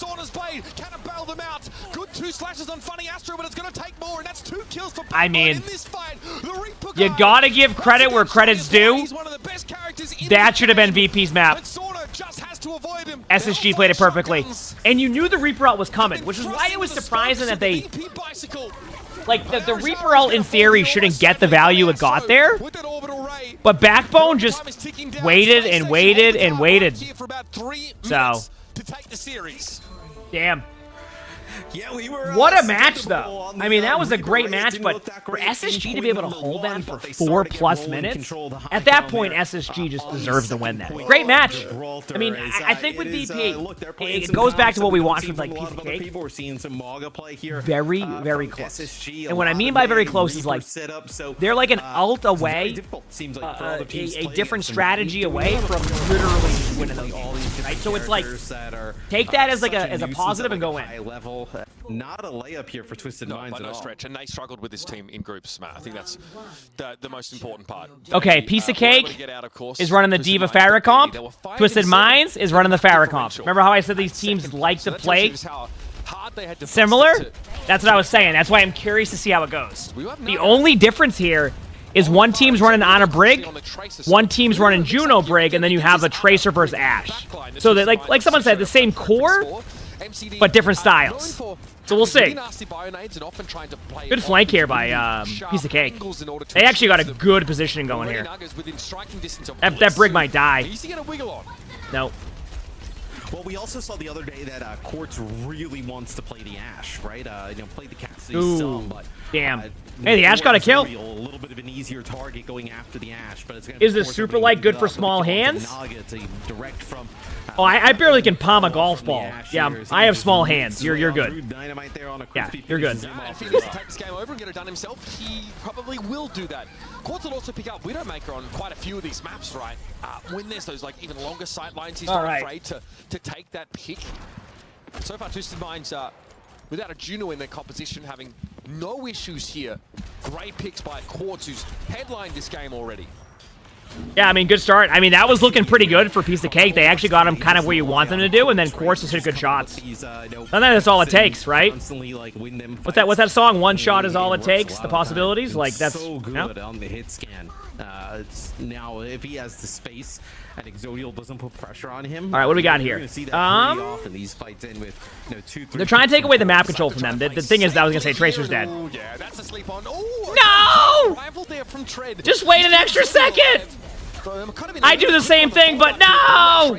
Quartz actually ends up going down for this. Surely you have the Juno kill. TVNT doesn't really want to take to the skies, even with that nano on them right now, so Bliss's rally is going to have to be enough for the backline as Twisted Minds fold back into it. Yep, there's the pick on the Brig. Not much Bliss can really do about that. Nice direct hit by Naga. Yeah, that's going to go to Piece of Cake. Get the drop on him. They're gonna stagger on point a little bit longer, but capture point control finally. That's rough, because Piece of Cake now is in a pretty decent spot. As I say that, Quartz picks off their Tracer. Just reset. They can back away. They don't. I don't think that's a huge issue, because I think the Tracer, they're just losing a slight bit of back line pressure. So it looks like they can all make it out here. We'll see if they can win yet another fight. Already contesting here.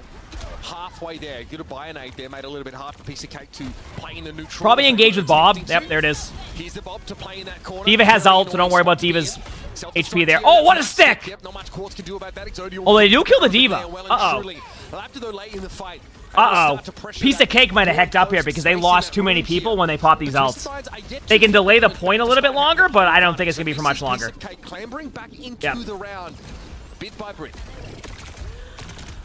Yeah, it was a rally there. I say that, but then no, that's it. Still they have a good delay. What? They're gonna flip this. So Tread comes off the spawn. Same with Naga, and Exodial still. That's a tilter. That is a tilter. There's no way Piece of Cake should have won that team fight. With those picks they had, there was like 0% they should have won that. Holy crap. And now they have Juno ult to go with it, so even though they're a little bit low on ult advantage, they can Juno ult in. I mean, what else can you say? I thought Twisted Minds should have had that. That's a tilter. Now they've let Piece of Cake. Yeah. 2 full fights worth and some on this point. Looks to back away now. Yep, that's why they're Juno ulted in. Because they know they don't have an ult advantage, so the best thing they can do is set the tone. They just win that. If they can DMAC D.Va here and not kill D.Va right away, yeah, that's why D.Va has to ult. Firmly in hand, and then a misstep That's allows Piece of Cake to reinforce. pretty much it. They're gonna nano like the Farah or something, but the D.Va can shut that down. For a team that can't really maybe nano the brig. Yeah, it doesn't right away from Twisted Minds. no. Yeah, I mean, that's a scenario where a tilter's just a situation where like you're supposed to win a team fight, then you don't win it, and you don't know why you lost it. You're just like, dude, how do we lose that? Like that's your reaction. Where they should have definitely flipped that. Yeah, definitely. Like your reaction is like, how do we not win that? So you can, They just need to settle. They need to go, okay, listen, on to the next map. It happens. But great job by Piece of Cake there. Quartz was able to do so much early, but notice how Tread got so aggressive. Yeah, that was a great individual Farah play. Piece of Cake had the point and they were ahead. And it worked out. That's why like it's tilted, because it just shouldn't work. Doesn't want to let her take a safe angle, an off angle, any angle. No. Cute, obtuse, none of them. Yep. So, we'll see now if Twisted Minds tries to change anything up. We'd say no, that they're not. As this has kind of been what they're going to go with. As Naga actually will go to the Echo here. All right, here we go. Instead of playing the Far. So a little bit more of maneuverability up in the sky, right? Duplicate we've actually seen be really strong. I know as an ultimate, especially with a lot of good targets. And then Echo can definitely put a lot of pressure on the D.Va. Right? Yep, so they're still not running the Juno. I'm very surprised by this. Ana Brig is good. I just feel like Juno Brig has been so strong. I say that and they get a pick on Brig, so. But like, look what happens. Like the other team just still goes in and just trades backlines. It's even right now. I think having the D.Va here is an advantage, though. Because they're going to get out. Yeah, they're going to get the point, but I don't know if they'll get the... Sure, I can tell you she does not like taking a... Echo survives that. So yeah, they're taken by Twisted Minds there. Naga not quite able to contest it. They were short-handed in that fight, and yeah, being on the yeah, that's interesting. Really, conducive to your game plan. So it'll be Piece of Cake fighting a player down here as Twisted Minds already were able to notice D.Va. Just reset. That's the correct play. Yeah, I think Naga thought he probably was. That's the correct play because he was getting pocketed pretty hard there. By the Juno, but then you know, obviously had other ideas and not able to be there to pocket that Echo and keep. Made the gold 5 tank. Congrats. Looked like Naga was going to die, but some guys stream the end game. Yes. See, Tread trying to keep Quartz honest here at the very least. Wait for it. Sit back. They're just playing high ground. Good high ground control here. Damn. Once again, TVNT much better round for Twisted Minds, but we kind of saw this last time. They had a good round, and then they lost it. So we'll see what happens. No, and I mean, these are fantastic spots to fight from, right? If you are Twisted Minds, right? Good job getting the DMAC. You're going to get a DMAC here on the Tread, and this is brutal. Obviously not going to get a mech back, and have to go back to spawn. As Crispy now on the Lucio, right? So trying to provide even, obviously, a little bit of extra speed, but those boops trying to knock some of these at this point, it's from like... the high ground. It feels like Twisted Minds just has this round it unless Piece of Cake is able to. Quartz hasn't really moved from this spot. This is obviously They need to get Quartz off high ground. If Quartz stays there, they're hacked. Side of that bridge. So you want to start getting dynamite damage in as early as you possibly can, and Exodial can't do anything about it. That's probably the biggest issue. Exodial has to like TP across, like from the high ground. That's just a good play. I mean, that takes too long. This wasn't even close. This is like a completely different team comparison to the. Yeah. I say that, and then they trade out again. I mean, able to find at least some ingress over towards the back line. A pulse bomb that claims the Arctic here, but they're not much closer to really capping here. yeah, it's like it's not guaranteed they get this. They're gonna let him flip because they don't need to go for him, and they're on a worse comp now anyway. So it's like will remake and get back to the rest of their team despite the try shots at long range from Naga, trying to prevent that. Here's Bob. So good Bob. Very good Bob. Go in now. Yep. Trade as much as you can. Even if the point flips, like give it to him. But that Bob is going to be extremely hard to shift. And Orbital Ray is not exactly where it needs to be for Piece of Cake. Yeah, it wasn't perfect, but they needed to do something different. That Juno's going to be maybe dead in a second. Echo's dead. Yeah. And this Diva play's been very, very good. I agree. Just doing what has to be done, but mostly pressuring Brig and the Echo. There's more vulnerable targets down. I think you're having good games, Whiskey. Yeah, you still have a few players left here for Piece of Cake, but seems like it'll get cleaned up as you do get Tread here. You know what? Looks like Exodial coming off and that's where, like, well, but not going to be able to get a touch. It was good to see Twisted Minds be able to good of a rounds you can get there for Twisted come Minds, back with a round like that. After losing that tilter of a round before, to be able to bounce back and have a dominating second round is good. But now, it's Ruins time. Will we see Widow? Despite having a really rocky group stage. Widow versus Widow. This map is a Widow-dominant map.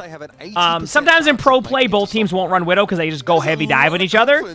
But, the way that this year has gone, Zodial, that is dude, in the final second. Zodial's had to go up against, like, Zodial has to go up against Quartz on Widow now. It had to go up against Kai and Kevster earlier in both DPS matchups. Come alive in these really like, Zodial was the one who had to go Tracer against Kevster and then had to go Widow against Kai. So, Zodial's ready, but Quartz is really good on Widow too. Some stock in that. We're going to have a Widow battle here. Zodial wants to take Quartz on in the head-to-head. Nice shot.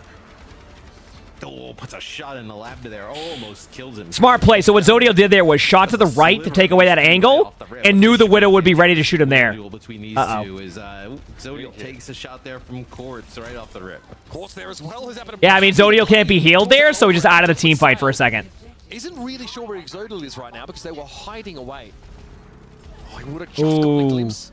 Ooh, Zodial hasn't got the shot yet. Quartz got the pick right away. Zodial has not been able to do too much here. Now, these Widows in these comps, they ask her a lot because outside of the Widowmaker for Piece of Cake here, you only had a Mei. Naga now switching, I think, realizing... So far, Quartz is winning the Widow duel. Quartz could go a long way.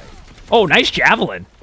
Yeah, not even just pressure on Quartz, right? Even just getting some pressure on the lab. By the way, if we go, like, one more part of the team fight without Zodial getting a pick, I think they might swap off. Zodial has...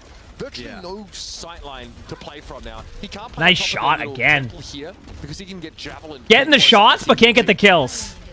Now, finally, that area's been vacated by the Orisa.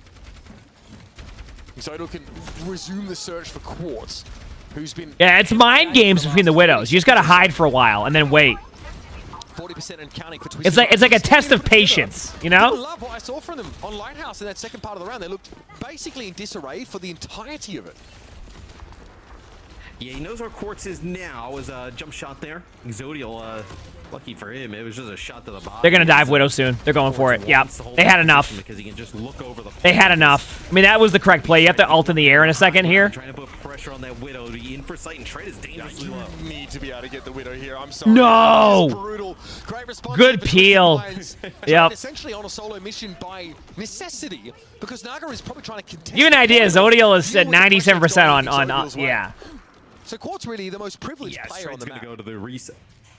I don't mind seeing the Widow versus Widow matchup. I hate playing against the Widow on this map. There's a difference, right? But he tried going over to the Orisa. You're doing a good job, Whiskey. Heck yeah. Good all-in play. Good luck. That is a tough job. Good luck there. Widow headshot lobbies. That's what players will do, like vertically sort of grapple and try and get the kill on you, but it's such a low percentage option for you. Good flip on the point to maybe give yourself a chance, but this hasn't even been close. Juno ult now. That's something. I don't know if the Tracer or the... Yeah, Tracer. Okay, Maybe they take it back. They might be able to flip the point. I think they're going to flip the point. There's no reason for Twisted Minds to try to contest the point. They just flip it. Nice stick. I mean, that's best case scenario for them. That's not best case scenario. They need one more trade to make this worth it. Of that one are going to ripple through the rest of this fight now. As Exodial, while they have a decent sideline, don't have many targets to shoot at. No, as you'll actually have Twisted Minds just back up off of that kill trade, right? So it's gonna buy a piece of cake. Nice shot. That's what you need. As Exodial turns corner, nice shot there. So things with these Widows can definitely turn rather quickly as Piece of Cake is going to get up above about 50%. Shades of that first round of Ilios. Okay, there we go. Nice early lead and then let it fall apart. Uh-oh, this is getting a lot closer now. Here, but Piece of Cake have been allowed to climb back into the And Piece of Cake needed those picks because look at the ults. No one has ults. Twisted Minds is a little bit ahead with Farrah ultimate. Like, Piece of Cake needs those picks right now to get back into this. They're going to have Wall's advantage in a second here if another shot's hit without dying to the Widow. So we'll see now. I think Exodial can get another pick off, Mitch. This starts to get scary. That's not supposed to happen. Oh, but then they swip. Uh-oh. Quartz gets the ult in time. I'm not sure how you catch a Tracer there. Now Quartz can emerge a little more. Okay, there's the double walls now, and they'll have a slight walls of it. Oh, no. Because the Farrah can hide and get the kill. That might be it. That might be it. Piece of Cake looking fine until they overextend. Yep. They flew too close to the red dot laser of the Widowmaker. D.Va might be able to tap one more time with ult, but even then it might be tough. Catastrophic collapse. Trev was able to find TVNT with a self-destruct. I'm sorry, but what? I'm not going to lie to you. Labdalo is still that large, and now Piece of Cake have to... How did they get a kill with that D.Va ult? I think they still might lose it, but that should never have happened. That gave him an opportunity, though. Oh, nice try. Damn. Bliss gets there. Quartz already had that finishing body shot. Orbital Ray that again, really just for cosmetic value. Woo! Yeah, we have had good matches today, huh? Holy crap, what a good match. We've had so many good ones. That was close. I'm excited to see what map is next.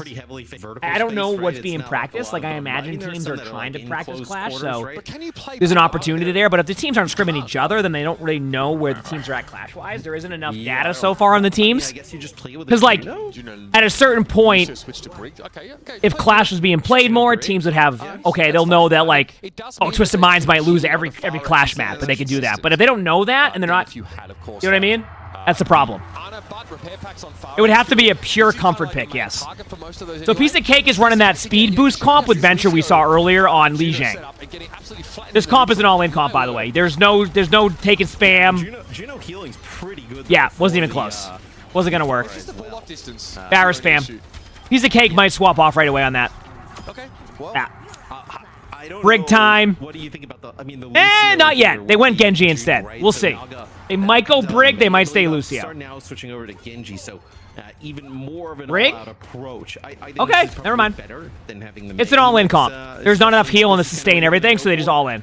I'm not sold on the Lucio. I mean, I know that Brig is awful here. You know that Labda's never going to switch off the Farah. So it doesn't feel great, but you need those repair packs for your two flanking DPS, man.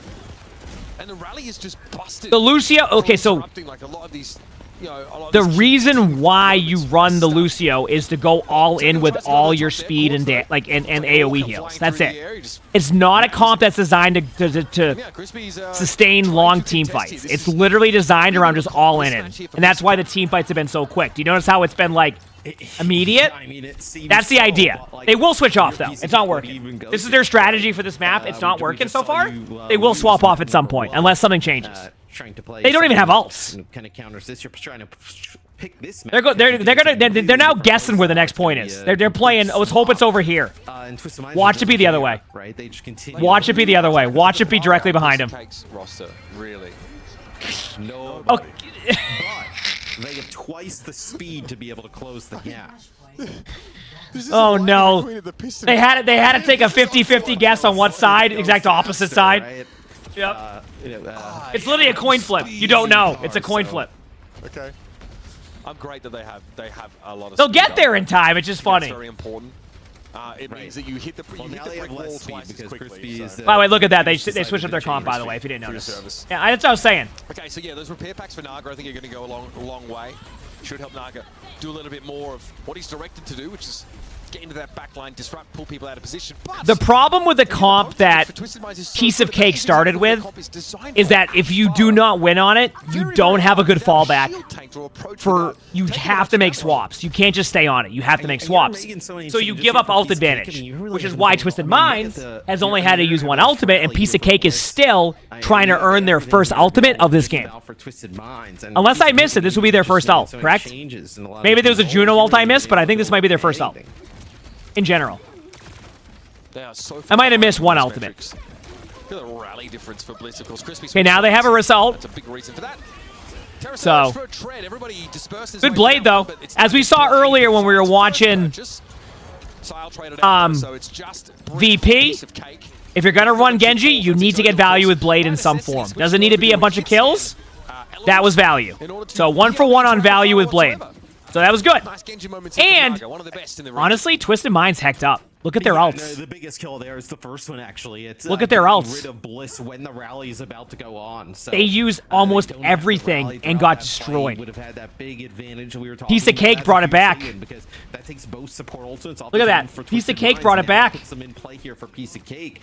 Easily could find themselves. That was like worst case scenario for them because like. You have such a huge ult advantage, they just popped everything. Except for a Pharah ult. But now they can just pop Juno ult. Yeah, there it is. Take a safer backseat to sit. Never mind. You got hit by That's it. I mean, with nice shots like that, what can you do? Boom. Yes.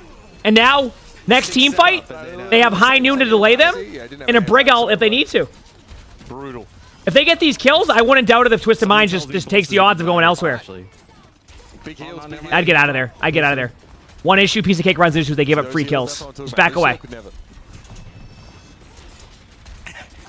Yeah, they're not touching point. Good job by Piece of Cake preventing the point. Yep. Now it's wait and see across the map. Bomb flats now will even the game up. We're off to the next one with Twisted Minds. Nothing but a barrage. Oh yeah, whenever I do co-streams, I try to be as informative as I can. You know, it's fun. That's why I enjoy it. This is why I like co-streaming because I get to watch matches and just talk about Overwatch. It's fun. You know? Okay, Brig ult by Piece of Cake might start off with a High Noon. Be careful of the Pharah. That's where they're at. But I think they're going to lead off with High Noon. Yeah, this is to create space. The next step is they Brig ult if they feel like they need to. Good Javelin. They're going to wait on high ground for a little bit and then look for a good timing on Brig ult. They might predict Twisted Minds might have Juno ultimate, so they're being a little bit wary, but... Good Javelin. That's crazy. There's the Pharah ult, which we interrupted once more. It's going to be tread fall. They're going to back away. They have no reason to stay there. Twisted Minds who start with priority. Oh, nice Javelin again. Good Javelins from both Orissas. Yeah, and I think Quartz switching over to Cassidy, right? It was clear that Piece of Cake wanted to be really aggressive in terms of how Brig ult was used, which is a feels bad, so Orisa ult Blade. The problem is they might take a little bit of poke damage, so you're going to start seeing Orisa kind of like pretend to be aggressive. This is just to get Juno ultimate, or they might just say Orisa ult and say heck it. It's quite an NA comp actually for these kind of maps with their setup. Like the Juno hecked up. Oh my, their Juno disengaged out of their own. Oh no. They can do this kind of stuff. You probably want to bring him in. Ideally, you want him to find more than one kill in the fight, but I think that there's a chance they can turn this because nah, they don't see the Orisa. Apparently, the Orisa has a silencer. Hang on, we're crispy. Oh, you still have the Orisa to kill though. Yeah, I mean, they're gonna go to point. Orisa might even back off point. Right? So you do have Sile here. Nope. Get a little bit of speed here around that corner. You might be able to flip off this. TVNT probably won't give it up. They're gonna give it up. They're gonna give it up. There's no point. If they lose the Orisa, they lose 40%. But now, Piece of Cake's just gonna Juno ult. They might not even High Noon this for a while. They might just Juno ult. Save High Noon for when they need it next. Just Juno ult in. Now you'll be able to, we're going to have the double Deadeye set up yet again. So there's the spear already gone. So maybe you can actually get something out of this Deadeye from Quartz. Yeah, I think they saw that one coming. Yeah, that was a good play. Good play, good reaction. Of course, Sile with an orbital ray. Bliss's rally was enough. Back out, give them point, hope you can get back in time because of the wave respawns. That's where they're at right now. But yeah, they're done with that point. They're done with that point. Good job by Twisted Minds. They just all in their ults. Nice shots. just a few headshots there from Quartz, puts a few people away, and that'll be the flashpoint there for Twisted Minds. So just one away from going up 2-0 in the series rather quickly. All right, here we go. Let's see, for Piece of Cake, yeah, you're gonna have this rally. I mean, Crispy's going crazy the last few fights. This point actually should be pretty good for the FAR, right? You talk about we're pretty wide. Maybe. It depends if they get bridge control. It's also like It just depends where they get map control at. The point are actually kind of high, right? The stacks of refuse. So yeah. There's good cover for Farah, but there's good like. Spaces is not so much of an issue. If It depends. I don't mind it. Close enough to be effective with rockets. Brig out in about 5. No, they're not going to brig out because they think they have Juno out. You also like Reason why they're not going to brig out right away is because they think they have Juno ultimate, chat. That's why they do that. Oh, what a Hinda. Very quickly, They have it now, but before they didn't have it. Trying to swat you. Good little angle there. Nice little shuriken connection. But there's the brig out. They waited as long as they can. They're going to all in the brig because the brig's the easy target. Farah out just a little bit too late. Finding 2. And even with a top-tier Genji player, I'm not in the lobby, no. That was kind of Uber to call me a top-tier Genji player, but I'm not in the lobby right now. That was nice of him, though. Yeah, thank you. Every time the Naga gets close to Quartz, it feels like the hindrance always coming on in, and Quartz what do we got now? Blade, High Noon. Even if he does I like wave respawn. When that blade I like wave respawn. Through, so man, you're gonna get add some more team fights. I just don't know how to predict it yet because it's so new. You know? Their last best chance without support ultimates even. I mean, they're gonna blade. This is a blade play. That's why they're set up like this. This might be a little bit too ambitious of a blade, but nope. Big kill by Izodiel. Good job. Now it's a good blade. Once they got the pick on the High Noon, so it wasn't like it's defensive strategy. That was good. Yep. Piece of Cake get back in, but yeah, Twisted Minds get to 85. 6. Brutal. I'm not worried about the percentages. It's going to come down to this Juno ultimate. If they can win Juno ultimate here, they have enough to play further back with High Noon. I just don't know what to expect yet. They definitely need to. Coming off this next fight is Lambda just flying higher, just trying. Arista should take a little bit of damage for Juno ult. I think they're worried that maybe okay, going get ready. A little bit of a flank, but everybody's sitting back it's time. Yeah, I mean, hey, the longer the fight, the better for Piece of Cake. That's why they're okay with taking it a little bit slow. But they don't want to lose anybody to poke damage. That's my concern.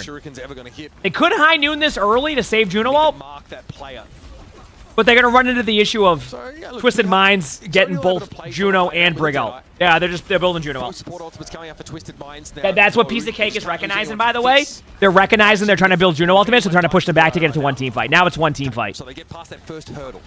They're gonna they have to deciding to do here is actually trying to. They were building up towards this Ray the entire time. So they have Ray plus rally. Yeah, they did a really complicated thing where they hover their finger over the Q key and then just punch it downward. I don't know if they can recontest, only because so well they just nailed that. Yep. They're able to flip the point back in there. They have to recontest. I mean, there's overwatch. Press Q to win. As Piece of Cake are getting pretty close there, but now that's it. You aren't going to have a chance to touch. Damn. It will be New Junk City. So yeah, the problem they ran into, why are Juno and Brig meta this season? The burst heals are really good, and the utility they bring is really strong.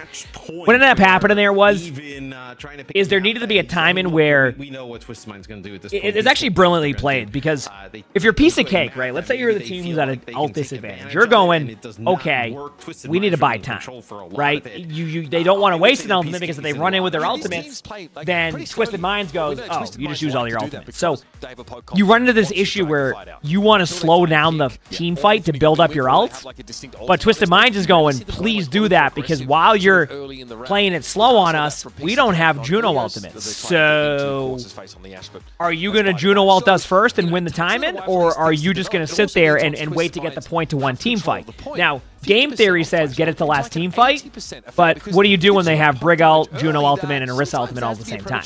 You just don't win that. So you need to be able to make a play. And at a certain point, Piece of Cake recognized that. They said, crap, we need to just use an ultimate. Like, we need to go in. So that's why they High Noon. And then when they High Noon, though, because Twisted Minds played it so slow, the High Noon wasn't going to matter at that point, so they disengage. The High Noon's gone. They know the only ultimate they have at that point at the very you know, maybe they track one ultimate off. They know they have a Juno ultimate. They just counter with their own Juno ultimate, all in their ults, and win the team fight. There's just no way that Piece of Cake can win that. So then that poses the question is, how does Piece of Cake win that? They go in much sooner. You go in around the 50% mark to kind of make it so it's like a 15-second team fight. Hope they don't have the ultimates you think they have. We have hindsight in this situation, right? We see it and we know what they have. So we have the hindsight of that. They don't know that. They're loosely tracking the ultimates to the best of their ability. So. All right, here we go. Our OWCS drops on. Unfortunately, they're not here, so you would have to open up the esports stream. Or people were saying that you can technically open up another tab and like make it like really low volume or something. I think that's what Chad was saying. I could be wrong. Chad knows better than I do at that. All right, here we go.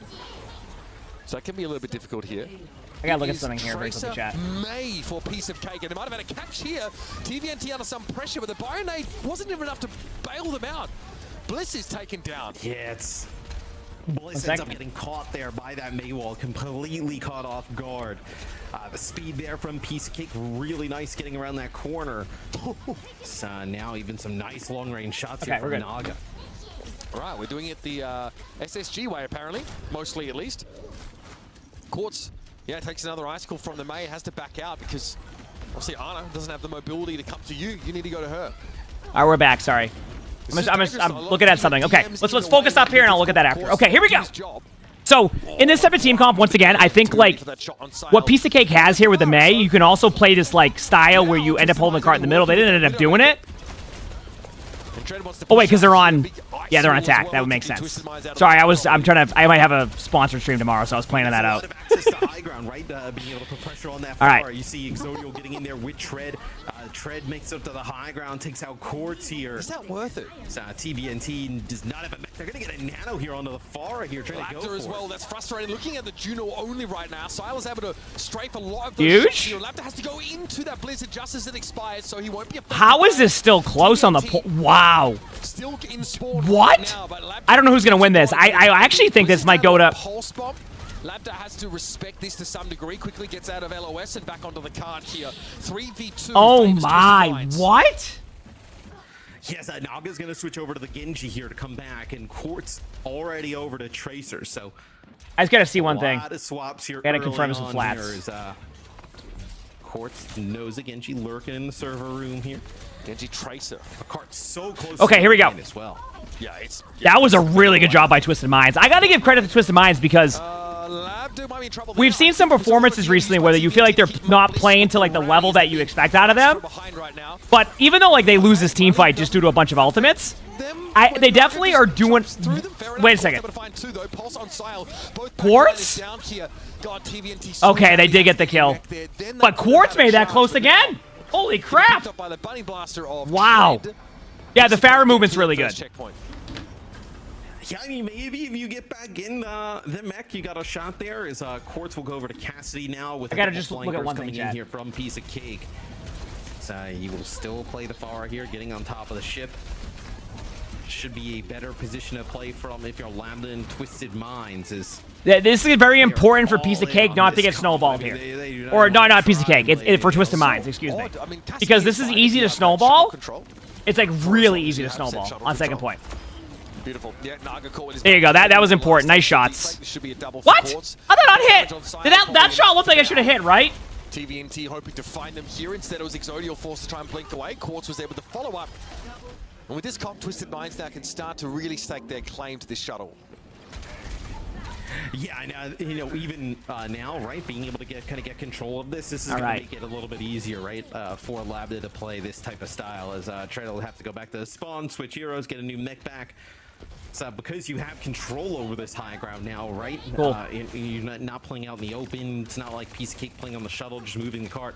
This allows Labda to just spam these chokes. Right?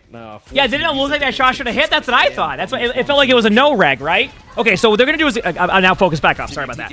Tread actually has to turn tail and deal with that, but that might have all been a ruse. All right, Chad, I am streaming tomorrow, by the way. Pull Piece of Cake out of that sort of poised position they were in to try and get off the starter's block.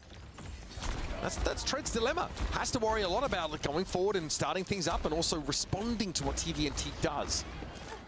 Tracy gets through. Exodial now has a chance to flank in a few moments. Okay, here we go. We see the rest of Piece of Cake set up here. The Tracer's just trying to move the cart forward a little bit, right? And trying to get it like deeper under the bridge, forcing Twisted Minds to make a move here. So what Piece of Cake is doing here is methodically taking map control. Sometimes on Gibraltar, you just want to push hard and try to get it there. But if you don't control high ground, you need to methodically take it. So they're gonna take it slowly until they're ready to go in, which they are now, right? I mean, this is quite brutal. It'll be They use their Juno ultimate, so they're just kind of chilling. They get a high noon out of it, which, I mean, honestly, getting high noon out isn't as cool as it sounds. Zodiel goes in to try to get a pulse bomb play. I get it, because they're disengaged back. But Diva got the kill. Blade might be ambitious here. We'll see. Get a kill. But yeah, it wasn't going to be worth it. This is, once again, and we saw Piece of Cake do this against, I think it was Ents, right? They try to win team fights that aren't winnable. And I love the confidence, but I don't think it should be like an every... They do it a lot. And that's really the difference maker sometimes. Their ult management is just slightly off. Like, slightly off. Who then turned around and said, okay, we're not engaging. We're going to pay this Diva our attention. And then TVNT just leaves. What do you think about the next move, going over to a Mei here? So they're going to get a wall here to split some players off, but that's a nice conk. It actually knocks players. That's a reset. Down. And now TVNT's like, oh, what a tasty morsel. I think I'll have that. Why no ice block? I'm so confused. What is happening? Yeah, well, it's all good. This like early damage that comes in. I don't think... But the bar just goes over the side of it and just knocks them off. Piece of Cake really... Surprised they didn't stagger the Diva a little bit longer. That was a good boop, I agree. Okay, so Piece of Cake has Diva ult, Brig ult. Twisted Minds is just... Because high ground control yet again going to go to Twisted Minds. TVNT. I feel like Twisted Minds is playing a lot better Piece of Cake they push on than maybe it's a expected. Player down, or it's some big damage. Did you guess the Mei was that anyway? I'm just like... Sometimes I'm like a... playing the percentages in that situation, and I see like 15% of ult charge for Mei there, so that's why I'm like, maybe you get the ult charge, especially with look what the score is now. Mei would be at like 70%, you know? And that could be a difference maker. Like, look at that. Mei just ice blocked. Look at their ult charge, how quickly it went back up. You see that? Oh, what a bash! No, the shield was there. The Brig. The Brig bashed the ult. That was huge. Forts is low. What an honor grenade. This is so close. Look at the Mei's ult charge now. Do you see what I'm talking about? They would have had Mei ult right now. And then didn't get it. Look at that. Now they... Do you see what I'm saying? Do you see? Orbit array, I respect it, Sile, I do, and it's not enough. Remember what I said? I said that ice block. That was the difference in the ult charge. That was the difference. That's what I was trying to say. I'm like, listen, it's that. Because you get ult charge when you ice block as Mei. So Bliss. It was 1%. Didn't exactly work out, but yeah, you get ult charge when you go into ice block. In the end, picks up 2 kills. You're able to get a self-destruct from TNT, just clear out the point for a little bit, and then the nano onto Quartz to seal the deal. So now, no, it's not a ton of progress there for Piece of Cake. Twisted Minds. I mean, this series is all theirs, right? You know, if they want to throw it in the bin, they can, but they're in a fantastic spot to win this one. At this point, for Labda, I mean, if you're an Overwatch fan, here we go. You're linked up at this point, right? I mean, you've just been consuming drops for years now. Yes, at this point, so there's no reason to not. Commonly asked question, by the way. There are no Overwatch League tokens available through drops. You are going to have to get them the old-fashioned way. Yep. Through the client. We do not give those out anymore. Yeah, I'm an Overwatch streamer. I don't complain about drops. I'll tell you that much. You know? Seconds. Yeah, you're gonna have to. We're gonna have to run a graphic for that. I don't know what those are. Need a graphic for that one. Yeah, get it queued up. All right, here we go. Piece of Cake can do this. Let's keep this series going. Let's keep this series going, chat. Skins run back in game. That was fun. That was fun. Yeah, and then there was the sale on the owl skins. Those look good. So a lot of cool stuff. A new season coming. I mean, Overwatch. Yeah, Halloween. Halloween was a good time in Overwatch. Junkenstein's lab returning to the game. If you're into that. It's not returning. That's something new, but still. Trees along range, just body shots. The next ones though, they're for real. Live rounds now loaded. That is Silas being pretty confident he's not going to die. I mean, that's like the second time. I don't know what just happened to Diva's HP there, but that got low. I wonder watching Sile. It's like, yeah, the first time I was like, I don't think I'm going to call that out. But the second time, I'm like, man, he's got to feel pretty good about that.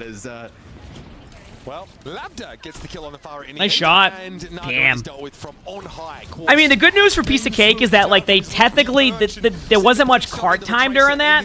So as long as they don't, like, stagger too hard here. Yeah, great job by the Diva. So the Diva flies to the point here to be able to buy time. This just guarantees a retake. So this was a good play by Tread. That's basically what you have to do. Good play. You just go card delay it to give yourself an opportunity. No one else can stagger though on Piece of Cake. That's it. When I was a coach, we used to do that. Teams that we hated, and there were a lot of teams that hated us as well. But like if we would, beat them pretty bad, I'd be like, let's all go to the bathroom. And we would just stand there and laugh while they just had to sit on stage and just stew about it. All right, here we go. Yeah, I can understand maybe where you went the most loved Call of Duty team of all time, that's for sure. Zodial under pressure here again. Labda comes calling. Naga faces a headshot. Server control for Twisted Minds is pretty damn good here. This might be tough. This is server. It's too good. Yeah, once you lose control of that, and you have a Widow hitting shots, it's just you can't do anything. Now keep in mind, we did see SSG hold this for a long time. Okay? We did see this happen. For Piece of Cake. They've known what Twisted Minds is going to do. They've had all the map selections. So. And it has not now worked out. Your level of understatement is tried everything. Soothing. They've tried Widowmaker May. They've tried, double, that's the thing about Piece of Cake is I think they have a little bit too much of like. For like over 12. It's really, it feels like it's their ult economy. I think like they try to make a lot of swaps because of their ult economy. Does that make sense? Like they'll have a bad nail and then be like, all right, let's go Genji. Like I think if they clean up that part of their gameplay, they'll be fine. Straight up. Yeah, like it's that bad ult economy that leads to what happens where they make a lot of swaps. Court's coming off a spawn here. They're gonna know exactly Barrage was trying to be set up there around the corner. We might have to call an audible on that one and reset it. This might be tough. Crispy dies in rally and then dies to a self-destruct. Not a great day at the office for that Brick player. Yeah, I mean Tread does have Diva ult, but that's not looking good. That's damn. Well, doesn't need a forklift license to dish it out to Piece of Cake. I would say kind of unexpected. I feel like Piece of Cake had a much better match earlier, and maybe that match ended up just being enough to tilt them into having a rough match here. I just feel like Piece of Cake had so much opportunities, and if they can clean up their outplay, they're a really good team. I hope they don't get discouraged because they didn't win this match because it was loser bracket, because I think they're still a really good team, and I think it's just going to come down to ult economy. Fix that up, and that's easily fixable. They're in a good spot. I mean, that was